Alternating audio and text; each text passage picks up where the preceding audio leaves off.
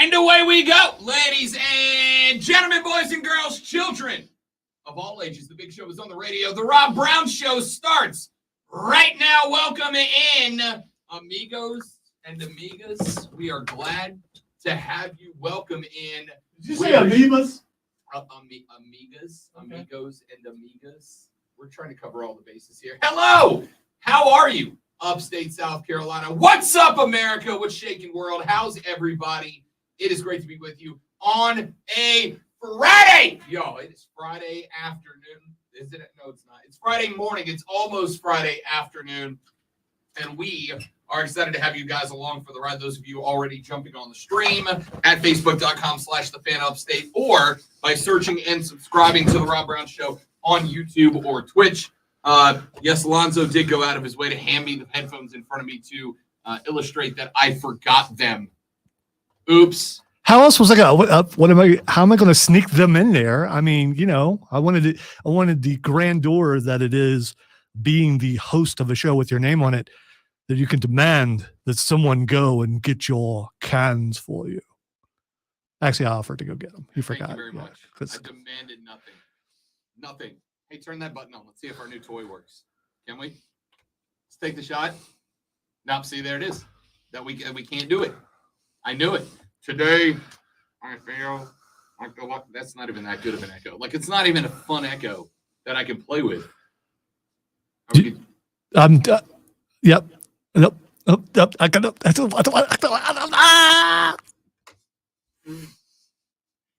We spent a solid amount of time yesterday afternoon and this morning updating the computer. The thing is, I mentioned that there was a problem. The only way to show that there was a problem was to demonstrate that there was a problem, and now we know there's a problem. But he's not in here, so I don't know if he's listening. Figured out. Starting on Monday, Are we? Starting on Tuesday. There we go. We're gonna be able to. I finally got my sound drops.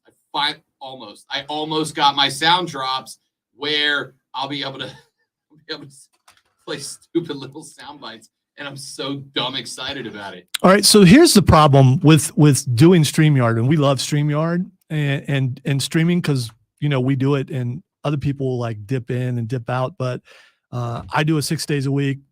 Rob does it 5 days a week. So, I mean, we are the experts in the building. The way to find problems, unfortunately, is for problems to go out on the air. So we apologize for that, but, you know, we're going to get it fixed somehow. Experimentation, baby. The scientific method. Something Rob step 2, find out. Something Rob did in college. Wow. There's no. What is your problem today? What?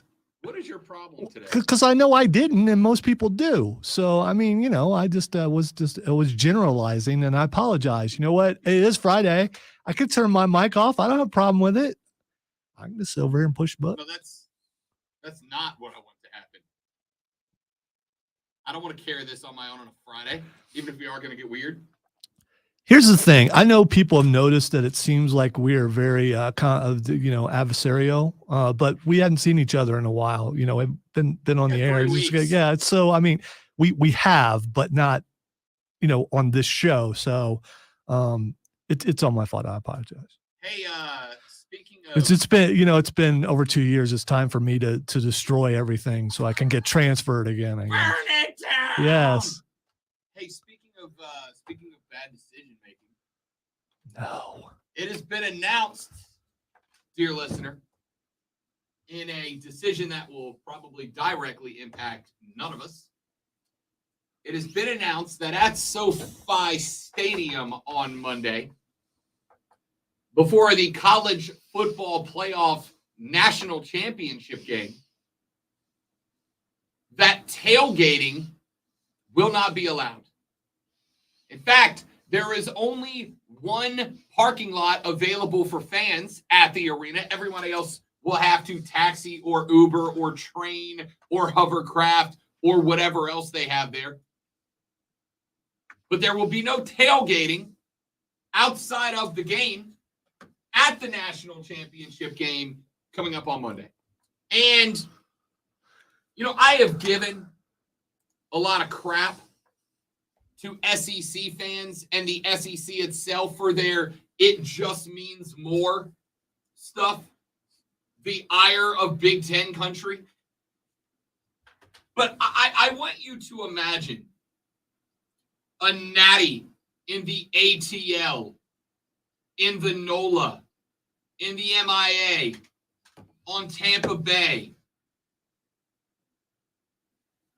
anywhere in SEC or ACC country, where they said, no tailgating college football games. Ladies and gentlemen, I know it's probably a faulty rationalization, but does anybody have questions about why the Pac-12 sucks at football? Does anybody have questions about why it's been so tough to get the best talent to go back out to the West Coast like it used to be back in the day, which was Wednesday? They decided no tailgating at the national freaking championship football game. Are you kidding me? Jokes aside,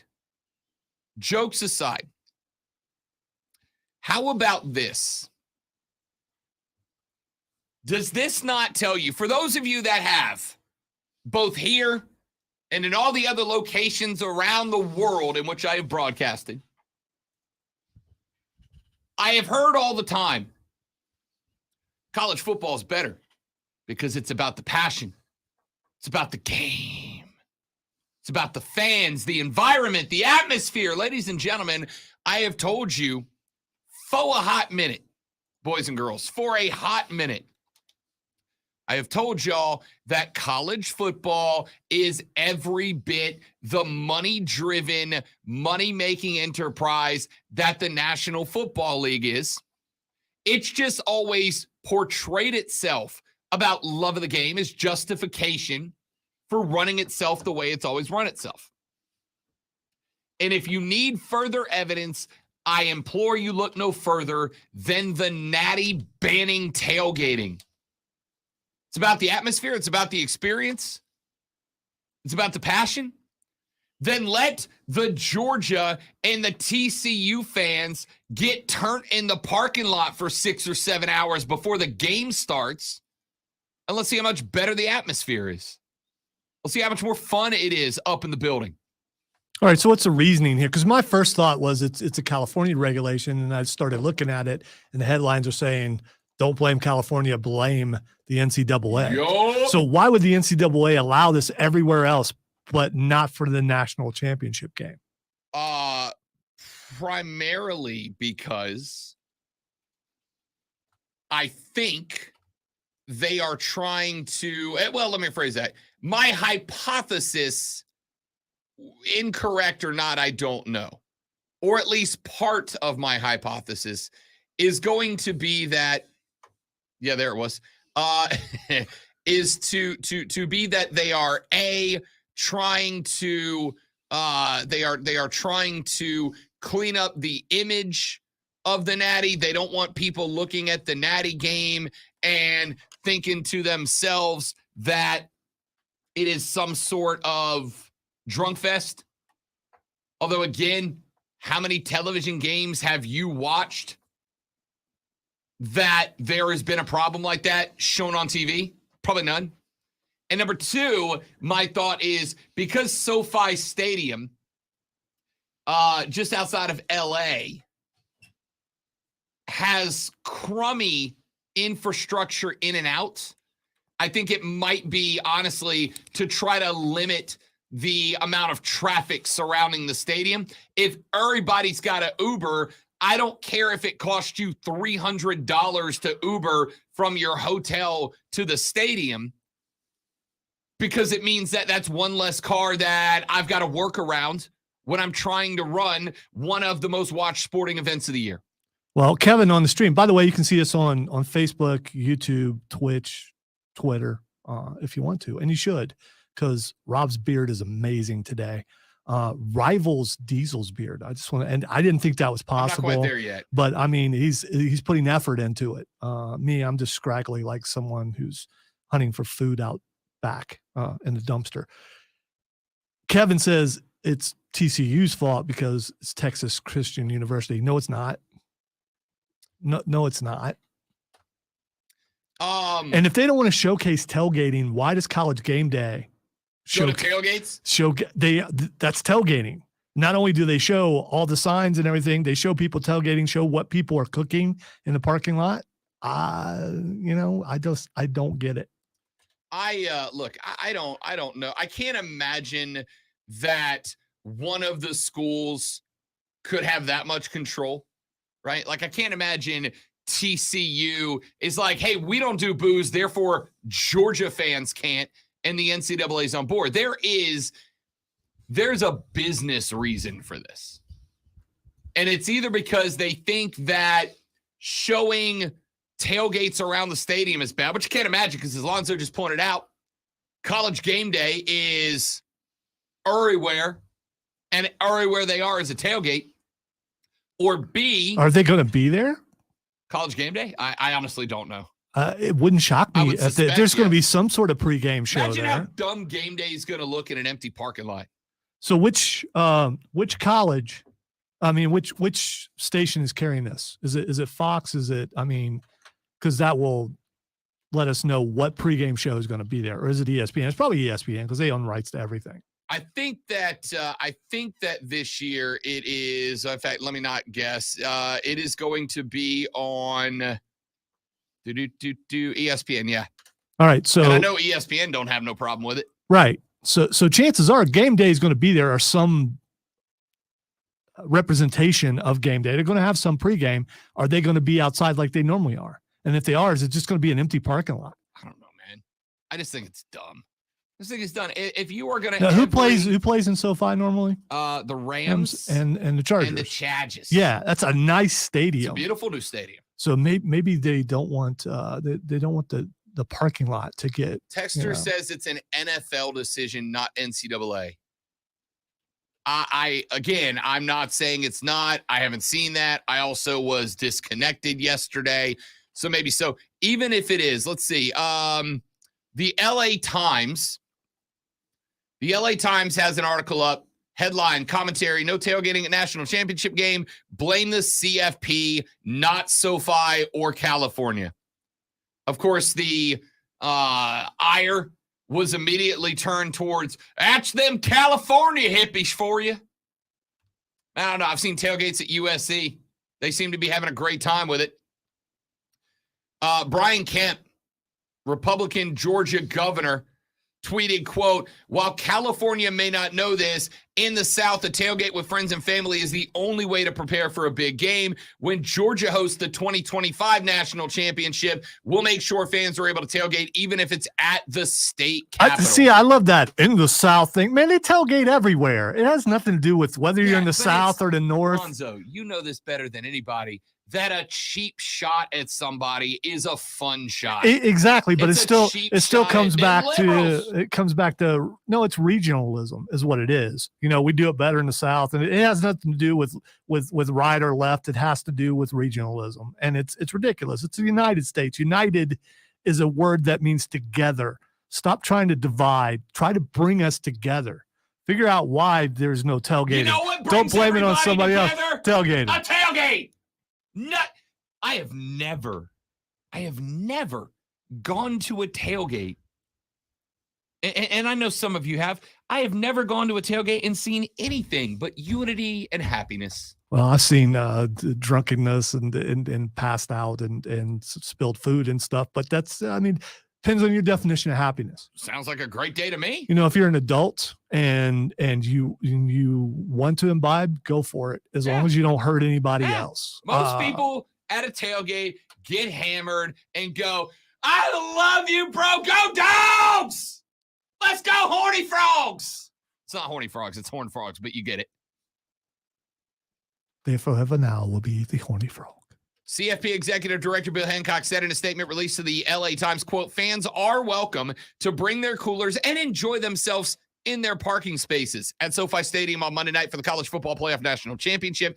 In addition, we are hosting the All-State Championship tailgate from 10 a.m. until 4 p.m. in the parking lot. This is a free event that is open to all ticket holders. Bands from both schools will provide blah, blah, blah. There it is. there it is. We want the rights to the tailgate. We want you to come and pay to be a part of Yep. our tailgate. That's what it There is it right is. there. There it is. We walked ourselves into the answer. You can't tailgate because if you throw a tailgate, they can't sell tickets to their tailgate. You're welcome to tailgate as long as you buy a ticket. Yep. You can tailgate as long as it's our tailgate. And by the way, do you know what will not be involved at the NCAA's tailgate? Tailgates. There won't be tailgates at the tailgate. It's called a tailgate for the tailgates. So if you can enjoy food in your cooler in your own parking space, isn't that tailgating? Kind of? No. Because what they won't let you have are tents, grills, parking lot games, all the things that make a tailgate. Well, I'm just guessing here. I'm not the smartest guy in the world, but I'm guessing tailgating originally came from sitting on a tailgate. Right. I'm just saying. So can you sit on your tailgate? I mean, I guess you can sit on your tailgate. And then you would technically be tailgating, right? No, tailgate's so much more than that. It may have evolved into that, but originally it had to come from sitting on tailgate on your truck and eating some chicken or something. But that the majority of the party is worked off of the tailgate. When you think tailgate, you don't think, well, I'm sit in the back of my truck. I think there are quite a few people listening right now. Fried chicken. That's exactly what they think of. It actually does sound like a lovely time. But the point is, I want my grill. Sitting down by the river or the creek. I want my TV to watch the pregame, hooked up to a generator that's too loud. So then I got to play ludicrous music louder than the generator. Just let me have my damn tailgate. Don't try to sell me a ticket to your tailgate. Just let me have my tailgate. All right, that's a dumb thing I wanted to talk about. Speaking of dumb things I wanted to talk about, when we come back here in just a minute, I decided to be a bit of a masochist yesterday. And I decided to go scroll some Clemson message boards yesterday. I thought to myself that I might end up finding some stuff like, hey, how about those Tigers 4-0 in conference play for the first time since 96? That's basketball. Hey, how about Dabo did that thing that we all love that he did? Yeah, Dab. I thought I found that. You know what I found instead? Doom and gloom and sandwich boards proclaiming that the end is nigh. I'm going to read you some of my favorite Clemson message board doom and gloom comments, which I think are ridiculous, but hilarious. You're about to make my Friday. And then, Clemson fans, I want you to react and respond to them. Let's have a little fun, shall we? Rob Brown, the great one, Lonzo. You, the Rob Brown Show's on your radio. This is the Fan Upstate.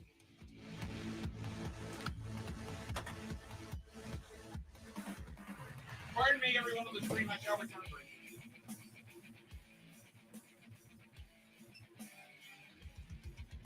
Not funny, Joe. Maybe he'll meet him when he's across the field still playing for Tampa Bay.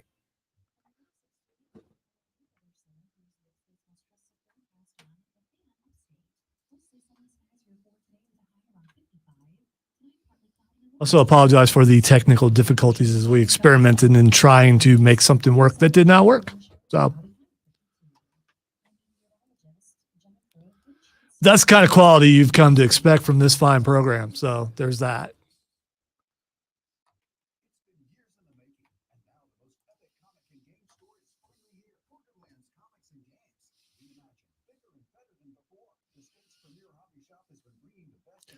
Luckily, I'm in constant communication with engineering, and we figured out that we don't know what's the problem. So they'll look at it later.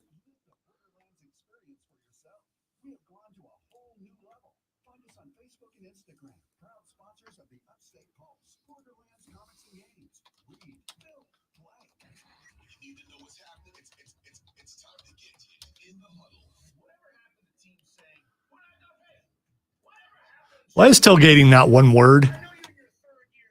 I think spell check's wrong.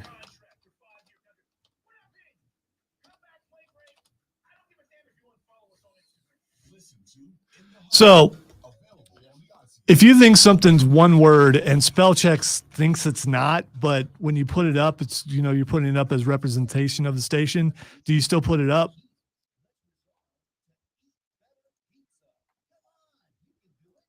I'm doing it. We'll see if corporate takes it down.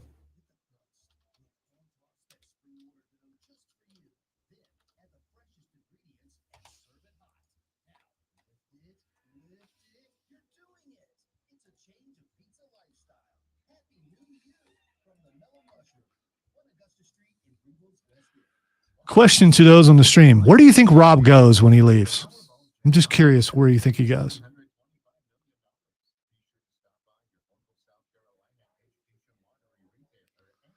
Rob!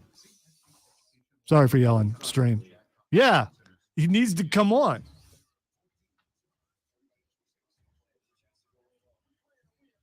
Really? That's interesting. Kevin, that's very interesting. So I tried to type in tailgating on my chapters, and autocorrect says it's not one word. And then I looked it up, and according to dictionaries and stuff, they say it is one word. And so Kevin says he typed it in on his iPhone and typed it as 2 words, and they turned it into 1 word. So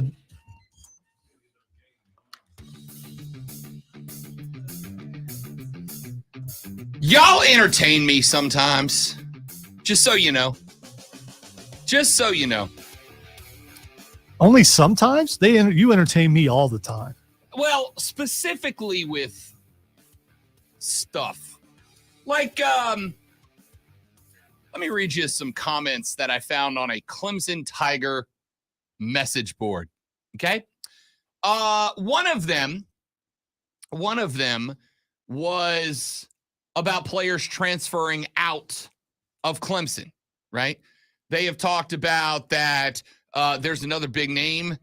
There's a rumor floating around that Phil Maffa or Bo Collins might hit the transfer portal, that some big pieces might hit. Let me read you some of the comments that have popped up on this message board as a direct response from Clemson fans. Here's the first one. I just want to say you have my rapt attention. I know. Y'all, I've never seen Lonzo start to tap his fingers together like a Bond villain for a second. Yeah. This one comes from a Clemson message board user with the handle QWDFVPBJKOP. I don't know what that means. Don't care. He said, "We're bleeped anyway. The days of we too deep and next man up are now, coach, how many 0-star kids do you have that we can give roster spots to?" Next comment comes from Disgruntled Alpaca. Disgruntled Alpaca says, Dabo could single-handedly destroy everything he's built with all the cronyism in staffing and player recruitment. Every 0-star recruit he gives a scholarship slot to because he was friends with their dad isn't going to turn into Nolan Turner. Wow, did he spell disgruntled correctly? Yep, he sure did. Okay, all right. And cronyism, did he spell that? That's a good word. Yes, he did. Okay. Then CF Bites, BYTES, writes, sad but true. Our whole Clemson vibe is gone. When's the last passionate speech or catchphrase you've heard from Dabo? Our fan base better get used to just competing for the ACC, and I do mean just competing. Next response, yep, we are in danger of FSU moving past us next year. The USC loss was a harbinger of things to come. Not that we won't be bad, but we aren't competing for natties anymore. We're going to be a 9 to 10 win team for 2 more years, and without changes, we will slide to 7 to 9 wins from there. The next response, the biggest issue will be if recruiting drops off. It's much harder to bring that up than it is to switch coaches. Then Palmetto 95 is the first voice of reason that said, guys, We won 11 games this year. We have a stud QB and just signed around 24-star caliber players. We will absolutely be competing for championships and in the 12-team playoff almost every year going forward. There are 131 FBS football teams. 129 of those would trade places with Clemson right now. Has he been kicked off the message board yet? Because he's absolutely right. And all those other people are just. I don't know that there's 129 of 131 that would change places with Clemson, but there's probably 100 and the teams 19 of them. The teams that are actually at the top wouldn't trade with Clemson, but people beneath the teams at the top, which Clemson is not at. So so those people, Texter another response. We signed, yes, but how many current players are leaving and how are they being replaced? Again, this isn't 2016, 2017 with 4 stars backing up 5 stars. Is anyone confident that we can develop offensive players at the moment, or can we call a decent defensive game? Next year, are you confident that we beat FSU and Notre Dame? I'm not. Do we go 3-0 against UNC, Syracuse, and Wake? Again, I'm not confident. I think we drop one, end quote. That's just that Zoe. Those are all from the first post. The first post garnered all those responses. How about this one? Bleep, man. Dabo needs to get with the times. There you go, Dabo. He coaches us quick, and we need to bring back Danny Ford because he's the only one that knows how to win down here in Clemson, and Dabo need to go to Alabama or somewhere. Ladies and gentlemen, please welcome back Clemson Boomhauer. Hashtag all in. Another one says, wait, where'd it go? There it is. I think, here it is. I think we have plenty of talented players, so going out and getting more doesn't see the issue. I think the issue is the inbred coaching staff on the offensive side. Really? The inbred coaching staff. Phenomenal. Another response. We do still have immense talent, but this is thinning and player evaluation has gone downhill, so we're missing more. I'm very disappointed in the really good sentence structure for some of these messages. I don't think they're really Clemson fans. They're all well composed. Not all of them. They're all spelled correctly. Some of those spattered in there are the true Clemson fans. The other ones are people who moved here from somewhere else and has decided that they want to be Clemson fans. And you need to dumb it down a little bit, people. Here's one. I don't know if Dabro knows what hubris means, but I think he's going to learn. Dabro. Here's one.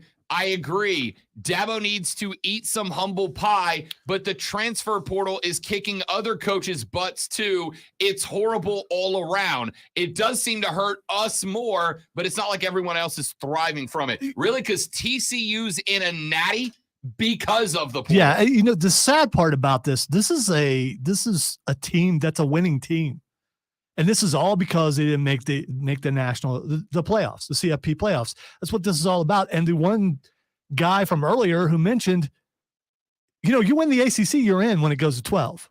You just are. So you're going to be in the playoffs every single year because the ACC is still horrible and Clemson still rules it. There's another post, a whole different thread. And I found this one. Now, I'll tell you that this is a very, very long post, so I'm not going to get to all of it, but I'll read you a part of it, right? Because this one is the one that I read, and I was like, I got to read these on the air, right? Like, I got to know how y'all feel about this, what the thought of all of this is. Here is the end. He talks about all of his complaints about where we are. And he ends with this, and then I'll get your responses, Clemson fans, because I'm genuinely curious. He complains about, or he talks about all the things that used to be great at Clemson. The hiring of Morris as OC, Scott and Elliott, Brent Venables. He talks about how Dabo used to have a phenomenal reputation of grabbing position coaches that were less famous and then watching them solidify and have loyalty to Dabo for getting the opportunity. Talked about recruiting and how it used to be small classes and limited offers that made players believe that being recruited by Clemson meant you were elite and therefore wanted to be there, et cetera, et cetera. Here's what he ends the post with. That brings us to today. Our offense is stale because the system is as inbred as the villains in the movie Wrong Turn. Look at all of the other programs around us. They're not running the same offense that they did in 2017. Talented defenses have caught on and can stop it. Notre Dame and UT both showed that. We replaced Venables with a guy who was an analyst last year. Maybe this works out, but it's a really unnecessary risk considering the talent the DC job could attract. The defense was good this year, but it will likely end up being our lowest ranked defense since 2013. That's not good considering the talent we had this year and will not have next year. I have the utmost respect for CJ Spiller, Tyler Grisham, and Thomas Austin, but why are they position coaches when combined their only full-time paid coaching experience was Austin briefly at Georgia State? That's just ludicrous. You could bring up Scott Streeter or Elliott, but they all cut their teeth in high school, FCS, or G5 before moving up. These moves may work out, but there are hundreds of coaches with far more experience out there with new ideas and schemes to adopt. And I don't recall anybody bringing up our facilities like they used to. Why is that? Finally, refusing to adapt to the portal is decimating the recruiting strategy, and it doesn't appear Dabo plans to do much other than take glorified GAs as a third-string QB. In the end, Dabo is our legend, but it just seems like he's lost the edge he once had. Maybe that's unfair, but programs can crater fast when things start going downhill. Ask Florida State or Miami, end quote. Listen, I acknowledge it's a small sample size. I acknowledge this is probably a dozen posters on a specific message board and may or may not represent the overwhelming majority of Clemson fans. But my goodness, does it put off the vibe that the most visible Clemson fans, the ones that are speaking out the most, all seem to be leaving the Dabo ship behind. These are the fans that I've told you about. These are the ones that I make fun of. These are there are a bunch of good Clemson fans out there that are silent. They love their team and they're smart enough to know that, yeah, you declined a little bit, but you're still winning championships, winning ACC championships and winning a lot of games. It's not like suddenly you're down there winning 4 games. Come on, people. It's just, it's like jumping the ship after you hit a big wave. No water got in the boat, but it's a big wave. And it's like, oh my God, we're going to drown. Let's jump in the water. I would disagree with that on some point. I absolutely think there are things that need to be criticized. I've mentioned before that Dabo does look in the portal, but it's in a very limited scope, right? Like he's hosted I think a transfer potential QB. Did Clemson reach out to Sam Hartman when he was in the portal? No. Where's Sam Hartman going next year? Notre Dame. The team that just ripped Clemson this year just got better. They just grabbed the most valuable QB out of the portal. Now, granted, Clemson believes Cade Klubnik's the guy, right? And Dabo's going to be loyal to Cade like he was to DJ. So Sam Hartman may not have been the right guy, but he did have another transfer portal QB in to come in and look at playing a backup role at Clemson. Here's another one. Dabo had to see that it needs to evolve ASAP or our ceiling is ACC champs at best. We can't all shucks our way into the playoffs anymore, and this team is bland and not on the same talent as it had been before. Response to that, he's stuck in the past, and it's pushing us further away from the playoffs each year. His stubbornness and loyalty are maddening. This response to that. Also, how many more Sweeneys are there to fill up a scholarship? There's zero reason we need a team full of scrappy hard workers that run good routes, end quote. See, that's messed up when you start getting personal in there and going at his son. I mean, come on.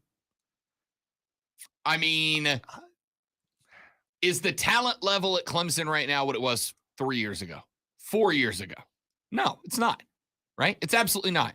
And it is inarguable that while Dabo's kid was a hard worker, hard route runner, he was a special teams guy who contributed on the offense very occasionally. Yes, you want a better talent player to eat up that scholarship. Now, it's Dabo's kid, but there are other players on the roster, according to Clemson message board posters. There are other players on the roster that are kind of cut from that same cloth. A kid that Dabo knew growing up, who's not a stud. He's not Clemson caliber, but he gets the scholarship because Dabo's got that loyalty away from the football field, so they put him out there. Again, according to these message board posters. By the way, this is the kind of feel that you heard Dabo's first couple of seasons before they turned it around and won a championship. This is the kind of stuff that you heard then.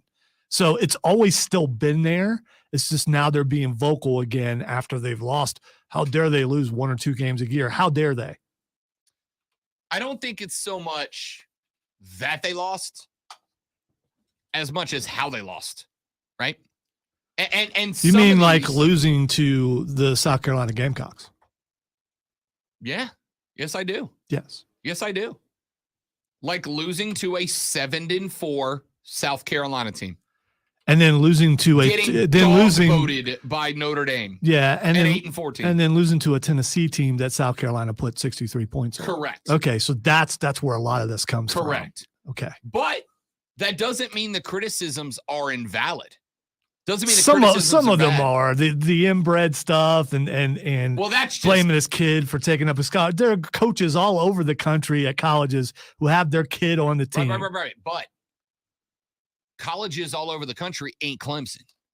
Don't have the standards and expectations. Right. Hashtag all in. I don't think it's unfair for Clemson fans to have expectations of the Clemson football program. You don't want to see your team go from a every year playoff contender to, hey, maybe we'll win the conference this year. Except for if you have the foresight, like the one dude did, one more year, they will be in the playoffs every year as long as they win the ACC. Right. But again, as was pointed out by others, would you say that FSU took a step towards Clemson this year? Hell yeah.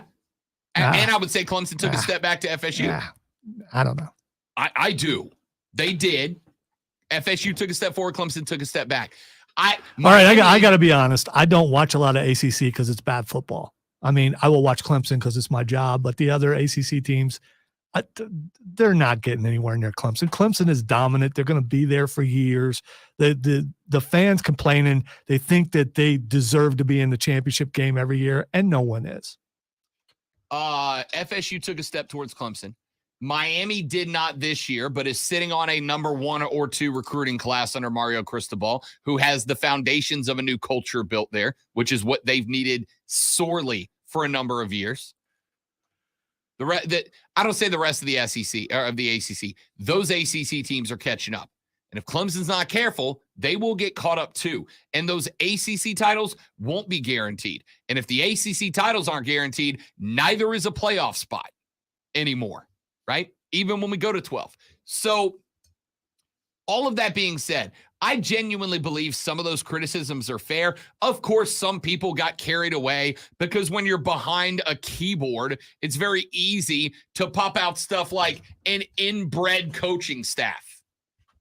But just because they said something ridiculous and to me hilarious doesn't mean that the criticisms are unjustified. As was pointed out, 3 of your offensive skill position coaches have a combined 1-year experience at the D2 level, and that's it. You've got an offensive coordinator this year who was mediocre at best. Was that the best that Dabo could get at OC? Or did Dabo go with the Clemson guy before everything else? By the way, how many years did Michigan suck, Lonzo? Because they kept hiring Michigan men and they weren't good. Well, they started sucking when they hired a Clemson guy. And it was downhill after that. Right, but you get the point. Yeah, I do. So you expect me to pass that up? Come on. No, I don't. I don't. I never would. So all that being said, here's my question. I've read you the worst of the worst comments. I've read you the criticisms. I've read you the heat.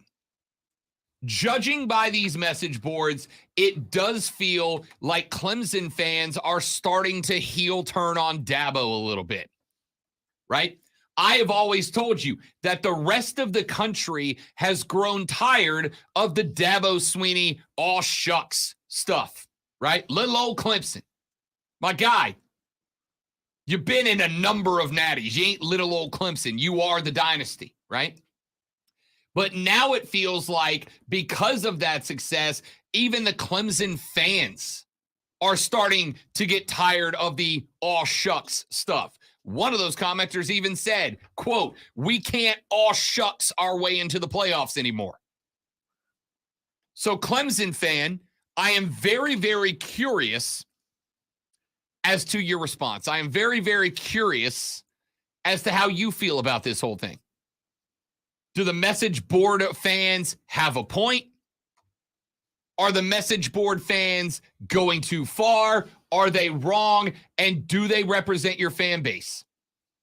Because based on the conversations that I have had with Clemson fans out in the wild, and based on reading these message board posts, I'm beginning to get the feel that Clemson fans are turning on Dabo a little bit. Like what Dabo's doing isn't good enough right now. And don't tell me it can't happen, because as I mentioned, I watched the same thing happen to Bobby freaking Bowden in Tallahassee. When the team started getting away from him, when the game started changing and Bobby couldn't pass it up, Florida State fans started turning on Bobby. And I said on the air down there, you got to let this guy go. You got to let him retire. Scratch that. Make him retire. Give him an ambassadorship. Make him a liaison. Send him out to booster club meetings. Let him walk around on the field as an analyst or mentor or whatever role you want to put him in. But you got to get him out from under that big hat. Because if you don't, no matter what he accomplished in the 90s and early 2000s, no matter the fact that he built that program, if he goes 7-5 enough times in a row, Florida State fans aren't going to remember all the greatness of Bobby. They're going to go, the guy tanked our program. The guy took us from national relevance to national irrelevance, and we can't have that. Do I think the same thing could happen to Dabo, despite the fact that he's obviously much younger? Hell yeah. And like I mentioned a minute ago, based on the conversations I've had with Clemson fans in the wild, based on the conversations I'm seeing on these message boards, it looks like that tide has already begun to turn. So Clemson fan, I want your response to what you just heard. What's your response to those message board posts, to my read of the temperature of the Clemson community, et cetera, et cetera? 844 fan phone. 844-326-3663. 844-326-3663 is the phone number to get on the air. Text us on the text line at 71307, 71307. Start your text with FAN, F-A-N, FAN, F-A-N, and we'll read them on the air. Looking for your Clemson responses when we come back here in just a minute. Let's talk South Carolina as well.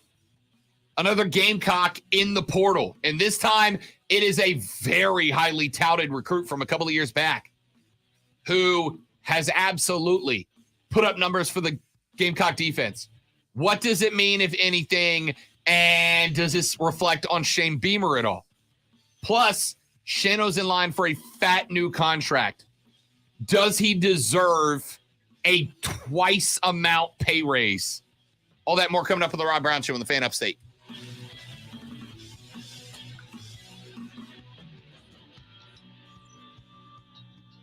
Correct. That is what they mean, Joe. I just found the use of the word inbred absolutely hilarious. But yes, I think he's talking about the fact that Dabo grabs guys from his own staff, repeatedly puts them up there, and sticks with them whether they work or not. We'll see if he does it with the group that's in here. Joe said, is it though? Look at the atmosphere at that rivalry game this season compared to years past. The fans don't believe in this team and aren't excited for the direction of the program. Correct. And South Carolina is the exact opposite. But so is Florida State. And so is Miami, and so is Notre Dame, all of whom are consistent opponents for Clemson, right? By the way, granted, with the loss of Sam Hartman, it takes a big hit, but so is Wake Forest. So is North Carolina. So is NC State, even with the loss of Devin Leary, right? Half of Clemson's roster, schedule are teams that are very obvious on the uptick.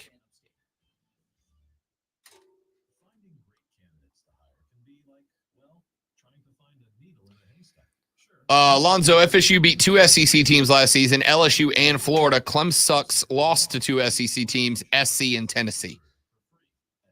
Correct. Luke said, I think you have scared all the Clemson fans off. It's pretty sad that Clemson fans are going to try to run off the best coach they may ever have in the next 2 decades. But is he right now? He is the best coach of all time at Clemson. Oh, 100%. I'm Yeah, not arguing. but some people might not say that. You know what this is? I've always made the joke, and to be clear, in case the boss is watching, it is a joke. But I've always made the joke that I don't want to be the employee that puts in 120%, because what happens when you put in 120%? It's expected. It becomes 100%, right? If you put in 120%, 120% becomes the bar. And if one day, because of whatever reason, you can only put in 100% and you've raised the bar to the expectation of being 120% and you don't match that, people get upset with you, right? Well, Dabo's level of success has raised the bar to the expectation of make the playoffs. Now, let's not pretend like Clemson was a field goal away from the playoffs. They were. Right? If they beat South Carolina, Clemson's in the playoff. Do I think they beat Michigan, Ohio State, TCU, or Georgia? Probably not. But you never know till you play the game, right? You never know till you play the game. So let's not pretend that they're miles and miles away. But Dabo raised the bar to the expectations are the playoffs, and anything less than that is going to be viewed as unacceptable, whether it's Dabo that brings them there or not.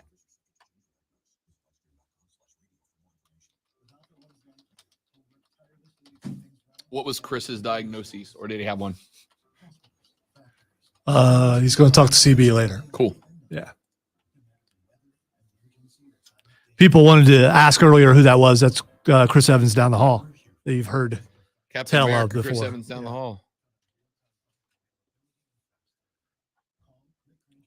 Former producer, now engineer.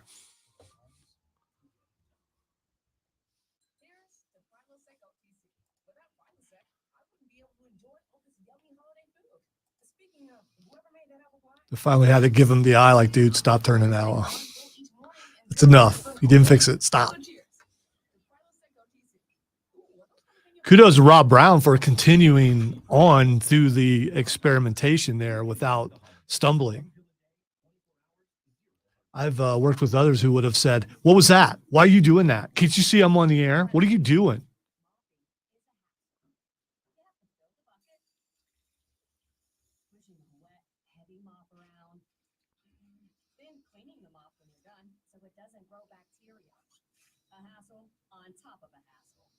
Swiffer Wet. With Swiffer Wet Jet, you start with a fresh pad and cleaning solution every time. And when you're done, you just toss the pad. Swiffer Wet Jet, a faster, easier, cleaner way to clean your floors. Welcome to AutoZone. What are you working on today? Oh, want better visibility to get you through the winter? A new pair of premium wipers can help. Right now, you can earn a $10 bonus rebate when you buy a pair of Rain X wipers. It hasn't really started yet, Kevin. Better and stay safe on the road. Right now, we're trying to get each other to eat stuff before Sunday. AutoZone or AutoZone.com. Do you understand you have the logic backwards? You want us to lose less weight. So if we lose weight before we start Sunday, there is less weight to be lost. If I put on 7 pounds by Sunday, that's a free extra 7 pounds I can take off after. I'm going to win anyway, so it doesn't really matter.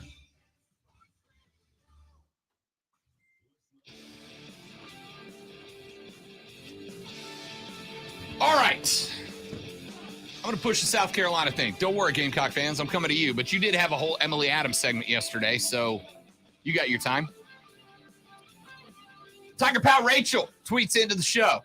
Rachel says, Rob, as a Clemson fan, I don't understand the doom and gloom. Number one, we had 2 new coordinators, a struggling quarterback, and had a shot at the CFP if we beat South Carolina. Number 2, a true freshman had his first start in the Orange Bowl versus a good Tennessee team and threw for almost 400 yards. I'm not wearing orange-colored glasses and saying that things are perfect. There are things that need to be addressed, but it's not Armageddon in Clemson.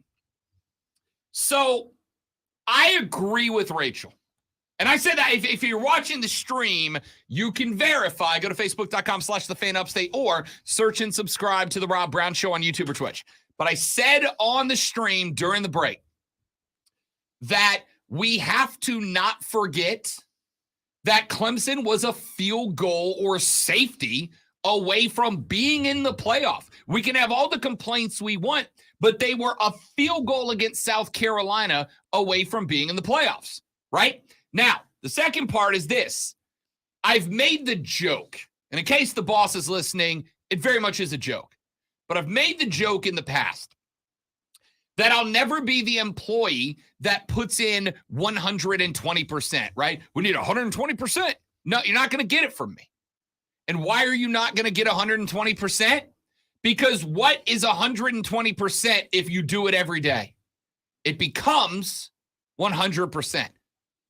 If you raise the bar, then anybody you work for is going to go, well, now I know you're capable of that, so that's my expectation now. If you overperform, whether it's a day, a week, a month, or a year, or forever, if you overperform expectations, then those overperformed expectations now become the expectation. In that regard, Dabo Swinney is a victim of his own success. Dabo Swinney raised the bar at Clemson. And now Clemson fans who could very much look back at the 90s and early aughts, the 2000s, and remember the hellscape of bleak irrelevance that being a Clemson Tiger football fan was. You can look back and remember what it was like for Clemson to be a very ingrained middle of the pack team. You don't want to go back to that, right? And Dabo came in and he raised the bar. And he said, we're not mediocre. In fact, you can expect to go to the playoffs every year. And now Clemson fans look back at what was and look at what just was with the bar being raised and go, now we know we are capable of being a program like Alabama, like Ohio State, that expects to be in the playoffs every year. And we won't accept anything else. So missing the playoff, and Joey B said this in the stream chat. Joey B said, let's scratch it. Here's his tweet. He said, Clemson fans remember the chronic mediocrity of the 90s and 2000s and are absolutely terrified of falling back to that level. That's what I was saying earlier. This is the kind of noise that you heard during that time. Yeah, absolutely. And I get it, right? I get it. You don't want to go back to where you're irrelevant on the national scale, where you're playing to be happy with 9-3, playing to be happy with 8-4, and ACC championships are a pipe dream. You don't want to go there. You're going to be in the damn playoffs every year. And it does not appear. And the fact that you were there and now you're not there, by definition, is a downward trajectory. Now you're just afraid that downward trajectory, if nothing changes, is going to keep going downward. And if it does, you go back to the 90s. So you got to change something to change the downward trajectory to an upward one to get back to where Clemson fans believe the bar should be now. Let's take a break. When we come back, speaking of coaching, Shane Beamer is about to get a contract extension. Board's going to be meeting to talk about how much he should get paid. And there is discussion. The proposal to double his paycheck is on the board. Let's talk about that and a little bit more when we come back on the Rob Brown Show and the Fan Upstate.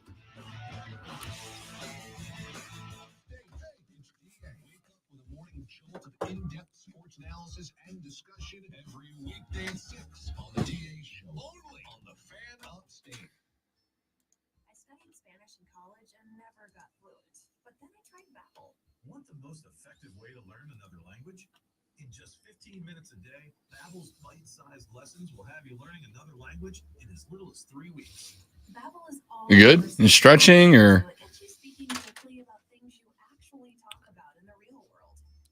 really see a difference. All right. So either I just feel blonde, which sometimes I do. Blonde. Okay, that's You what I know, thought you blonde. Or I'm stretching. said. Okay. Or I'm happy it's Friday. Or I enjoyed the last half hour because it was nothing but Clemson bashing. Or Wasn't Clemson it's bashing. every single one of those. No, they bashed themselves. That's You true. did- They you bash didn't- you themselves. didn't do it. You just read what they said. I think that's my favorite 7. It's like, no. I'm not saying this. Yeah. I mean,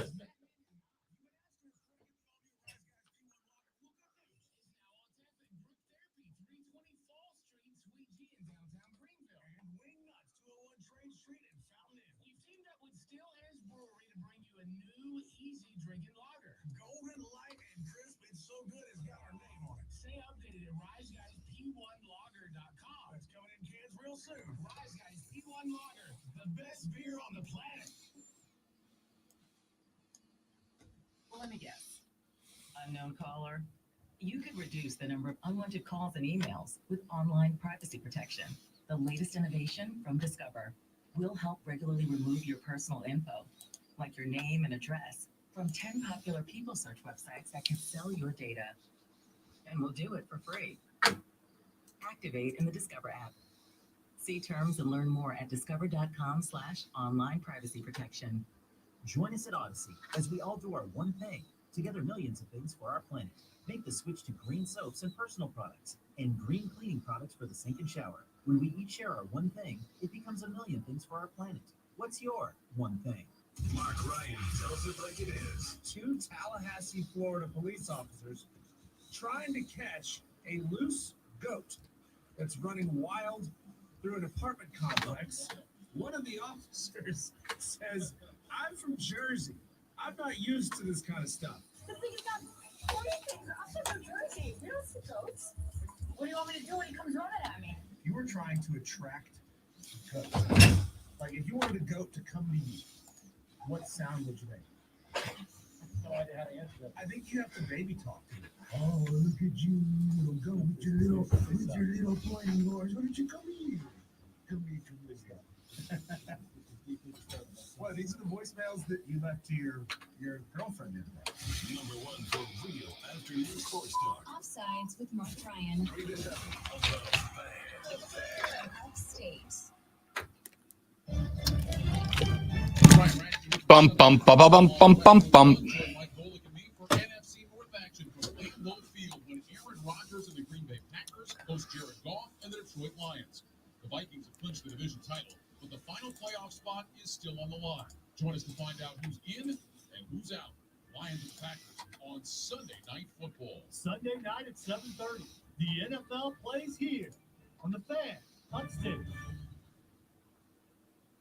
When it comes to the best sports talk anywhere, listen to the Fan Upstate on Odyssey no matter where you are. In the car, at home, at work. Download the free Odyssey app on your phone. Search the Fan Upstate and you're in the game. The Fan Upstate.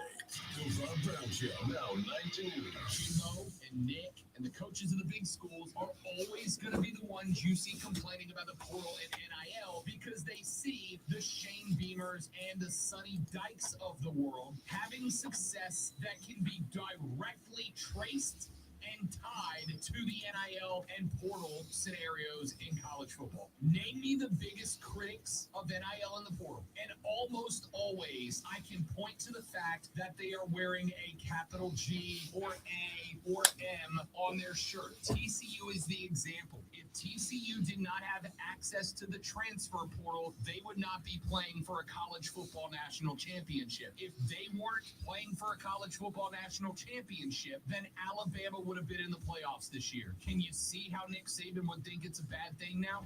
Same great show, new time. The Rob Brown Show. Now 19 noon only on the Fan. Upstate. had to cut one to make it fit, so the O on the chest had to go. I mean, you know, it's just, you know how I have to whittle. I whittled, and then you know, it's like.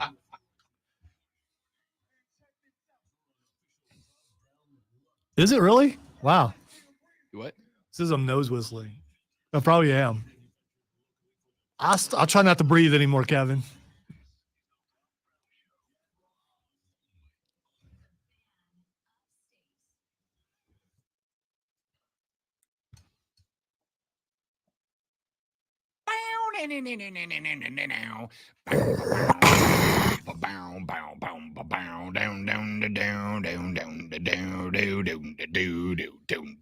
Welcome back, ladies and gentlemen. Hour number 2 of the Rob Brown Show goes right now. This is the Fan Upstate. How y'all doing?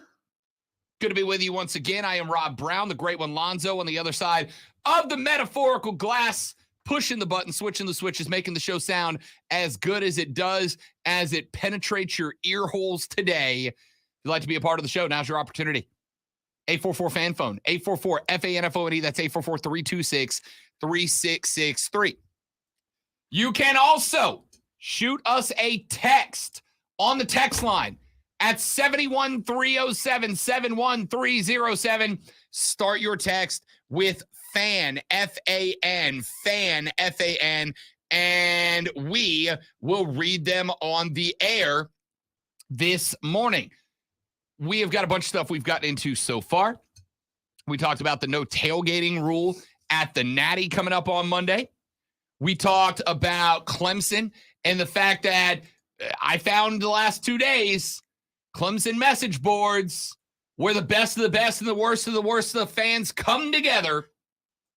Clemson message boards are absolutely chock-a-block full of doom and gloom and Armageddon talk right now.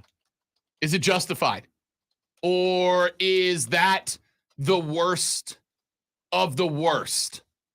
I want your thoughts, Clemson fans. But let's get a little Shane Beamer talk in here for just a minute, shall we? Oh, Shano. Shano is 15-11 in his time at South Carolina. He has, depending on who you ask, brought a resurgence to the Gamecock football program since the departure of Will Muschamp. He was a breath away from a 9-win season when they dropped one to Notre Dame in the Gator Bowl a few days back. The South Carolina Board of Trustees called a meeting for this afternoon's governance committee. There is one item on the docket for this meeting. That item is, quote, approval of athletics contracts, end quote. The popular thought seems to be that Shano is in line for a pay bump. Beamer is sitting right now on a deal that pays him $2.75 million annually. That is the lowest pay rate amongst the 13 SEC conference coaches. That's redundant. Shut up. Whose contracts are publicly available. We do not know Clark Lee's deal at Vanderbilt because it's a private school. The other 13 public salaries are out there, and Shano has the lowest of them, which has led to the belief that after the performance this year, that today's meeting could very well be orchestrated in order to give Shane Beamer a raise. The coaching market and recent precedent of coaches at other schools getting paid out the gate says that Beamer should get a raise. The fact is, he should get a raise that probably more than doubles the current pay rate that he's sitting on right now. Over the past handful of years, really over the past decade or so, we have watched the graph curve of college football coaching pay scales shoot upwards, rocket upwards. USC Athletics spent just under $134 million during the 2022 fiscal year, according to Ben Portnoy of The State. He points out that of that 134, it ranked 9th amongst SEC schools and 19th nationally. And while not all money for football coaching contracts from the university comes from the university, approximately $1.65 million of Beamer's current deal is funded through athletics. It does kind of give you an idea of direction these finances are going in. Under his first season at South Carolina back in 2005, Steve Spurrier was making $1.25 million. By his final full season in Columbia in 2014, his base salary increased to $4 million. Will Muschamp was given a 6-year extension that paid, after his 9-win second season, that paid $4.2 million base salary in 2018, with escalators towards a $5.2 million salary by the contract's end, which, if Muschamp worked out, would have been next year. At the time, Ray Tanner said, we'd like to think that 6 years is just the beginning of how long Will Muschamp will be here. But if he has opportunities because he's winning 11 or 12 games a year, we would all understand the position it puts him in. Yeah, that didn't work out. Anyway, here is going to be the interesting thought. Shane Beamer has done a lot of good at SC. Regardless of how you feel about him as a football coach, I would argue that in my short time here, of the 2 years he has been the coach and my first year here, which was Will Muschamp's last year or last partial year, there is more excitement, there is more energy, there is more gas in the Gamecock faithful. There is more of a, what appears on the outside, at least superficially, there is more togetherness amongst the Gamecock culture in and around the program than there was before Shane Beamer got here. Remember how much fun we had with Mark Stoops' comments of building a culture versus climate change, right? And he basically called out Shane Beamer and said, yeah, what he's doing is climate change, right? The goofy dancing and the funny sunglasses, that doesn't build a culture. Well, I got to tell you, I said the day that Mark Stoops said that, and I'll say it now. You just don't understand what that culture is, and that's okay. That's okay. It's okay to not understand a different culture. What is a culture for Nick Saban that works would not work for a Shane Beamer, and vice versa. But my question's going to be, how comfortable in signing a long-term extension are you? How comfortable in signing a long-term extension are you? Are you comfortable doing a 6-year extension, right? Like Ray Tanner did or was willing to do for Will Muschamp, a 6-year extension. Joe Bright popped into the stream. He said the only concern is if you extend him for several more years and he ends up more Muschamp than Spurrier, which I think is the crux of all of this, right? Do you want to give the guy $6 million a year or $5.5 million a year and make him the 4th or 5th highest paid coach in the SEC when he's not yet accomplished even a 9-win season, right? Very close this year, but he hasn't done it. Is that worth making him the 3rd or 4th or 5th highest paid coach in the SEC and giving an extension? Because keep in mind, let's say this was all smoke and mirrors and Shano comes out and goes 4-8 and then 5-7 the next 2 years and you get ready to move on. If you give him a 6-year extension, you're coming off the money for the years he's not coaching too, which takes away from the athletic department as a whole. Which is why you put the major money on the upfront the first couple seasons and less money on the back end if he agrees to it, right? If he's willing to agree to it.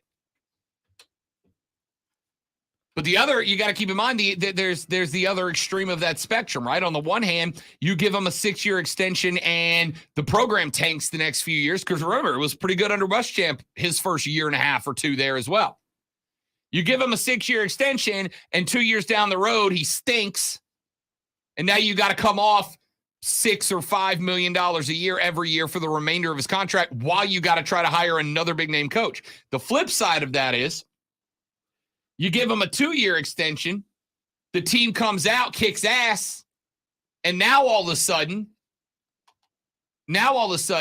you've got a situation where you got other big name schools coming to calling, right?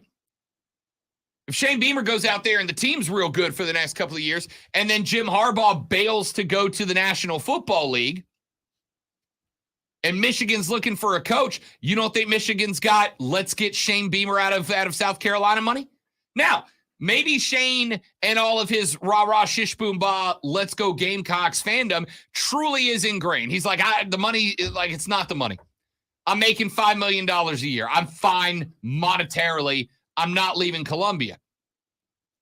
But we have seen a heck of a lot of coaches that have said, hell, Nick Saban said at one point, I don't know how many times I have to say this, I will not be the head coach at the University of Alabama. And then guess where he was next year? Yeah, but the market dictates that you take a certain amount of money or it hurts other people looking for a job. So he's got to take more just to help everybody else out. Yeah, I know it helps him out. I know it sounds sarcastic, but you have to do that, don't you? I mean, that's subjective, right? That's subjective.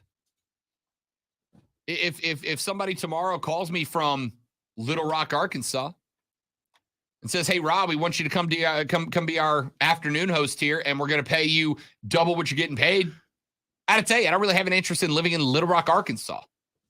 If I say no to that, does it hurt other hosts?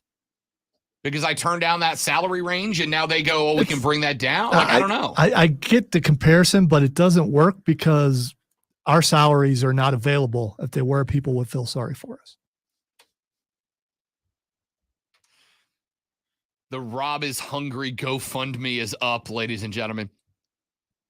So Gamecock fans, I guess what I'm asking here is the same thing I asked Clemson fans. Just what's your overall thoughts on this? Has Shane Beamer done enough that you would be willing to offer him a 6-year extension at $5 million a year or $6 million a year? Understanding the ramifications long-term, whether he turns out to be really good or bad. I will also ask this question. How many of y'all care? Like, genuinely. Like, obviously you care in that you want to have a contract that Shane Beamer is happy with so that he's more likely to stick around. But for the most part, when we get into the dollars and cents of football, it's like having a conversation about the NFL salary cap. There's a reason that I don't really get too deep into salary cap discussion on the show, and it's because the overwhelming majority of us don't understand how the cap works and don't frankly care. Someone's going to get paid to do that job. Why not make the guy who's doing it and making everybody else happy? Well, like I said, I agree. Yeah. But like I said, because of the two ramifications, you give him 6 years, he comes out the next 2 and he runs the program into the ground. Now you've either got to stick with him or you've got to pay a significant chunk of athletic department money and booster club money to a guy who's not coaching anymore, right? There's a bunch of schools around the country right now that are forking over tens of millions of dollars. If I recall correctly, Will Muschamp is going to catch one more check from South Carolina next year for not coaching. I could be wrong about that. But there's plenty of schools that moved on from coaches and then have to keep paying them tens of mil down the line for terminating the contract. On the flip side, you don't want to underpay the guy or only offer him a year or two, and in 2 years he's gotten you to a 10-2 or 11-1 season, and you're coming after Georgia for the East, and then Michigan calls and go, hey, Shano, how's $13 million a year sound? You ready? And have him bail on you just when you're hitting the cusp, right? I'm just intrigued as to how many of y'all know or care about the way this contract shapes up, about how this contract is going to be structured and signed. ... if that's what this meeting is about today, but I can't imagine what else it might be about. I don't know what else it might be about. All right. Let's take a break. Come back here in just a minute. Got a few more things I want to get into. Once again, a number of Panther players have come out in support of Steve Wilkes keeping the head coaching job. J.C. Horn has now been added to the list of Panther players that have very publicly said that they would like Steve Wilkes to stay on as the head coach of the Carolina Panthers. If you are Tep, if you are Fitzy, are you risking losing locker room chemistry to bring in a not Harbaugh or not Peyton coach that's not Steve Wilkes? Let's address that a little bit when we come back. We got plenty more. My name is Rob. He's the great one. You are listening to The Rob Brown Show on the Fan Upstate. I don't know, man. About?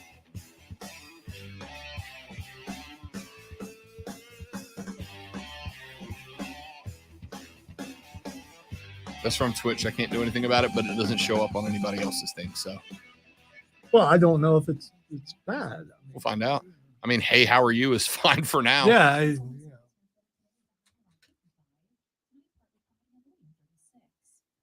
partial sunshine develops a high 55 degrees, and on Sunday, chance for rain showers, cloudy, high 52. I'm meteorologist Jennifer Kuczynski on the Fan Upstate. Currently, it's 36. Panthers players offered their support to health safety DeMar Hamlin as he continues his recovery after collapsing on the field during Monday night's Bills-Bengals matchup. I'm Kristen Balboni with the Panthers update after this. When it comes to keeping you and your family at your healthiest, Atrium Health is the clear choice. We deliver outstanding care simply, conveniently, and with better outcomes so you can live life to the fullest. That's why U.S. News and World Report recognized Atrium Health as the region's #1 best hospital once again. Where you receive care makes all the difference. Choose the best and partner with Atrium Health. Learn more at atriumhealth.org/clearchoice. Panthers captain Shaq Thompson was one of the many players who expressed support for DeMar Hamlin and shared the personal impact Monday's events have had on him. It hurt deeply, honestly. I kind of take it personal just because, I mean, we're all part of the same shield. I don't really know him personally, but, you know what I mean, that can happen to any and everybody, right? I was just like a regular tackle, and then he collapsed. And to me personally, you know what I mean, that's kind of how my mom died, just waking up and going to sleep. You know what I mean? She died from cardiac arrest, too. I kind of take that kind of personally, you know what I mean? So I'm with prayers to him, the team, his family. DeMar Hamlin remains in critical condition but has shown remarkable improvement, according to the latest statement from the Buffalo Bills. I think the guys are all sticking together, praying for DeMar for sure. And, we're just praying that he gets well, praying for his family. And, for us, and really just taking one day at a time, and just going about our business. It's just very scary, it kind of puts everything in perspective of, the kind of game that we play. But, just nothing but prayers for them. And just hope that everyone involved is good and safe and comes out on top. I'm Kristen Balboni on the Carolina Panthers Radio Network, presented by Morris Jenkins.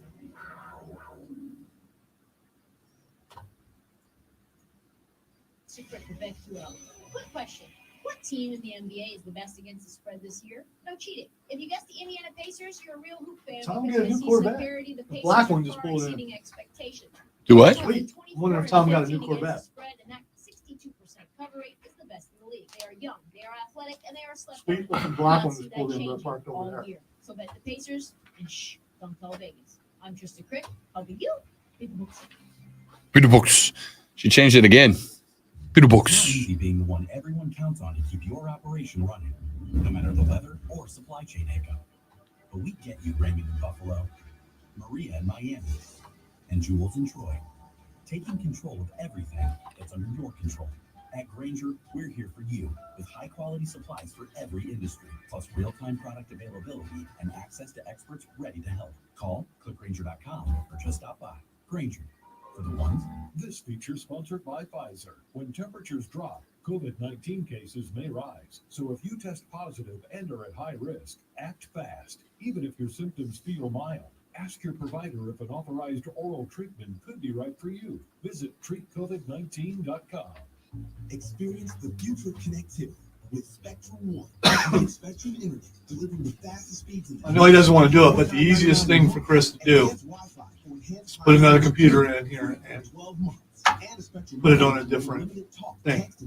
Plus nationwide 5G, free for 12 months. That's Spectrum. I would not disagree with you.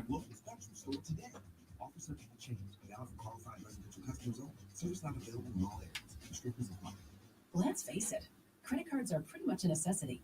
New tires for the car? Here's my card. I order takeout, here's my card. And most of us just accept the high interest rates credit cards charge as a necessary evil. What are you going to do?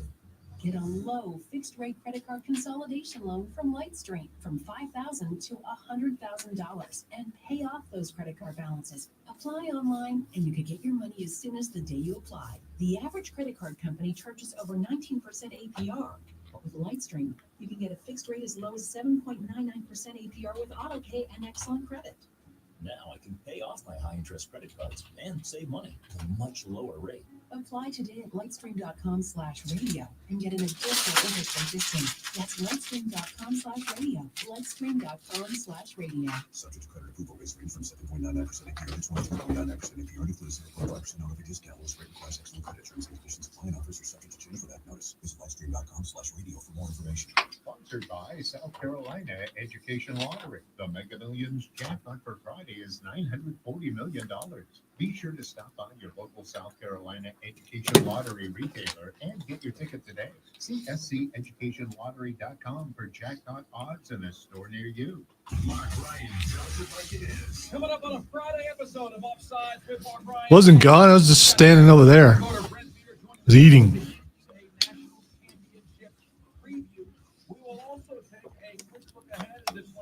Which I do at the same time every day.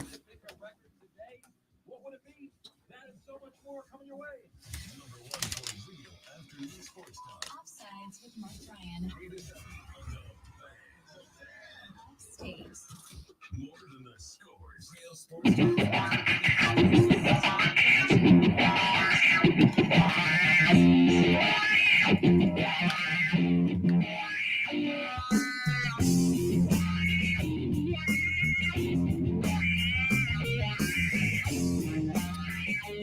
The Rob Brown Show rolls on. This is the Fan Upstate. Rob and Lonzo and you. Welcome back. Good to have you. 844-FAN phone, 844-326-3663.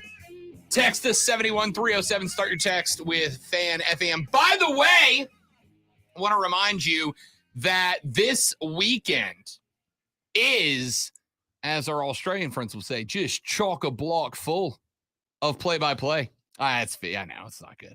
It's not good. Coming up on Saturday, we start our weekend full of play-by-play at 3:30 p.m. That is your pregame time when the Furman Paladins take on East Tennessee State on the Shooty Hoops floor. Dan Scott and the gang will have you pregame at 3:30, tip-off at 4 p.m. Then, after that game concludes, Saturday evening, Jacksonville versus Tennessee in the Nash Football League. Coverage starts at 8 o'clock for that one. Sunday, Walla NFL over on our sister station, WROQ. Diesel will host the Carolina kickoff. That's going to start at 11. Then on ROQ at noon, our pregame coverage starts as the Carolina Panthers get set for their season finale.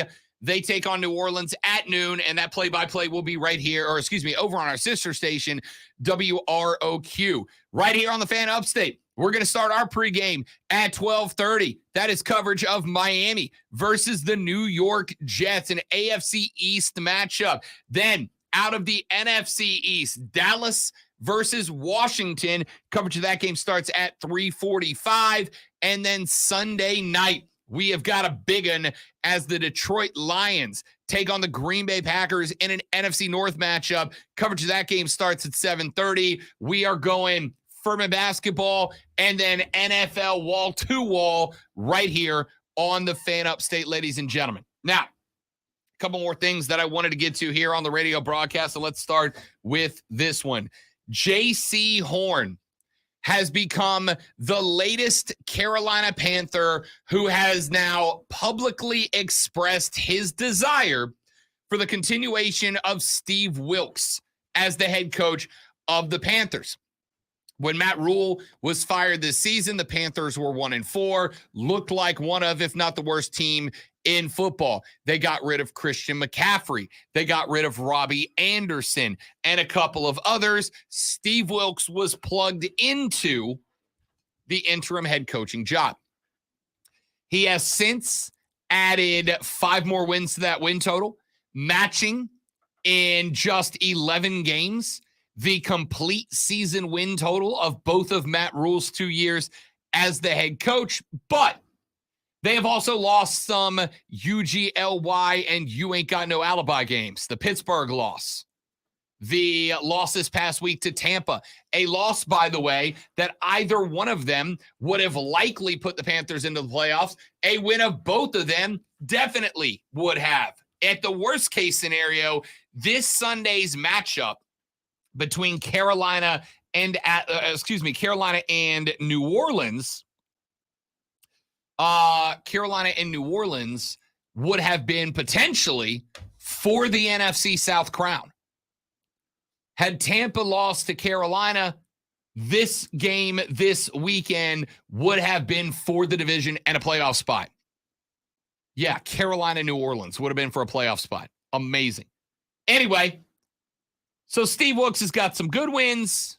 He matched Matt Rule's season high win total, but he also took some pretty nasty L's in the process. Now, I have said a number of times, I will say again, that when it comes down to it, you have to look, I think, at the situation as a whole and take into the context by which Steve Wilks matched Matt Rule's win total. I think you have to look at the context that he was doing it, although he made changes to it with Matt Rule's coaching staff.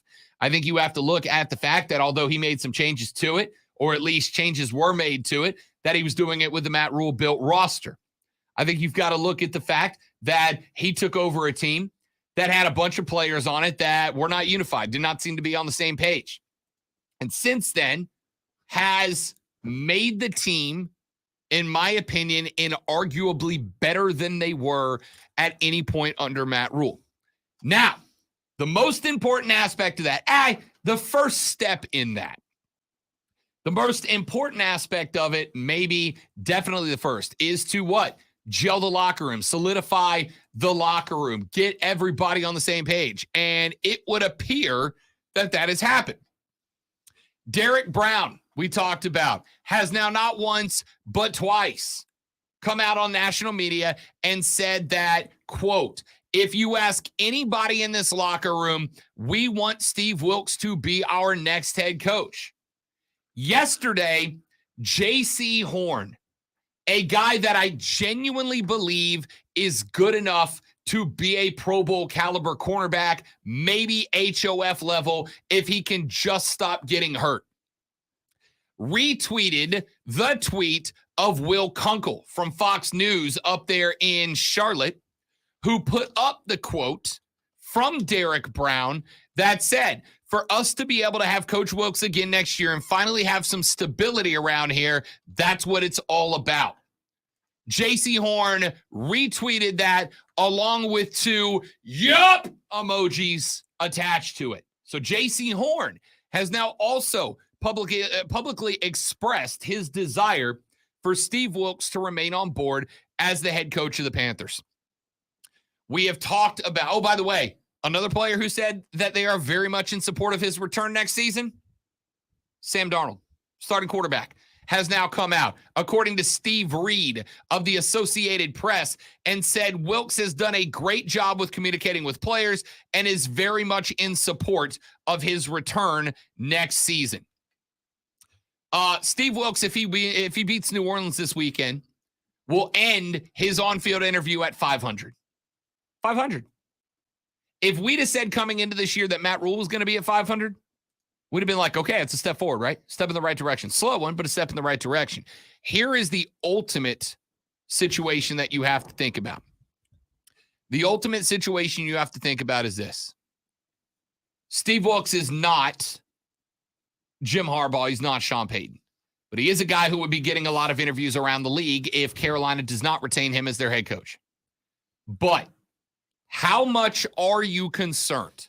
If you were David Tepper, if you were Scott Fitterer, if you were a decision maker who does have control over the nameplate that slides into the slot on the head coach's office door next season, you have now got not just a couple of players, but a significant number of players, and not just some guys, but the three biggest names on the team, arguably, in DBJC and Sammy D, all now publicly saying not just that they want Steve Wilkes back, but that the locker room wants Steve Wilkes back. There is some level of locker room cohesion, chemistry, belief in the front office that you have to establish a successful franchise that will be disrupted if you go with anybody except Wilkes that's not named Harbaugh or Payton. All right, so I don't know if you knew this, but J.C. Horn's college coach was Will Muschamp. So he's used to mediocre coaching to poor coaching. So, I mean, which is what he's getting with the Panthers. If they can't find anybody else, Steve Wilkes is going to be the coach. I've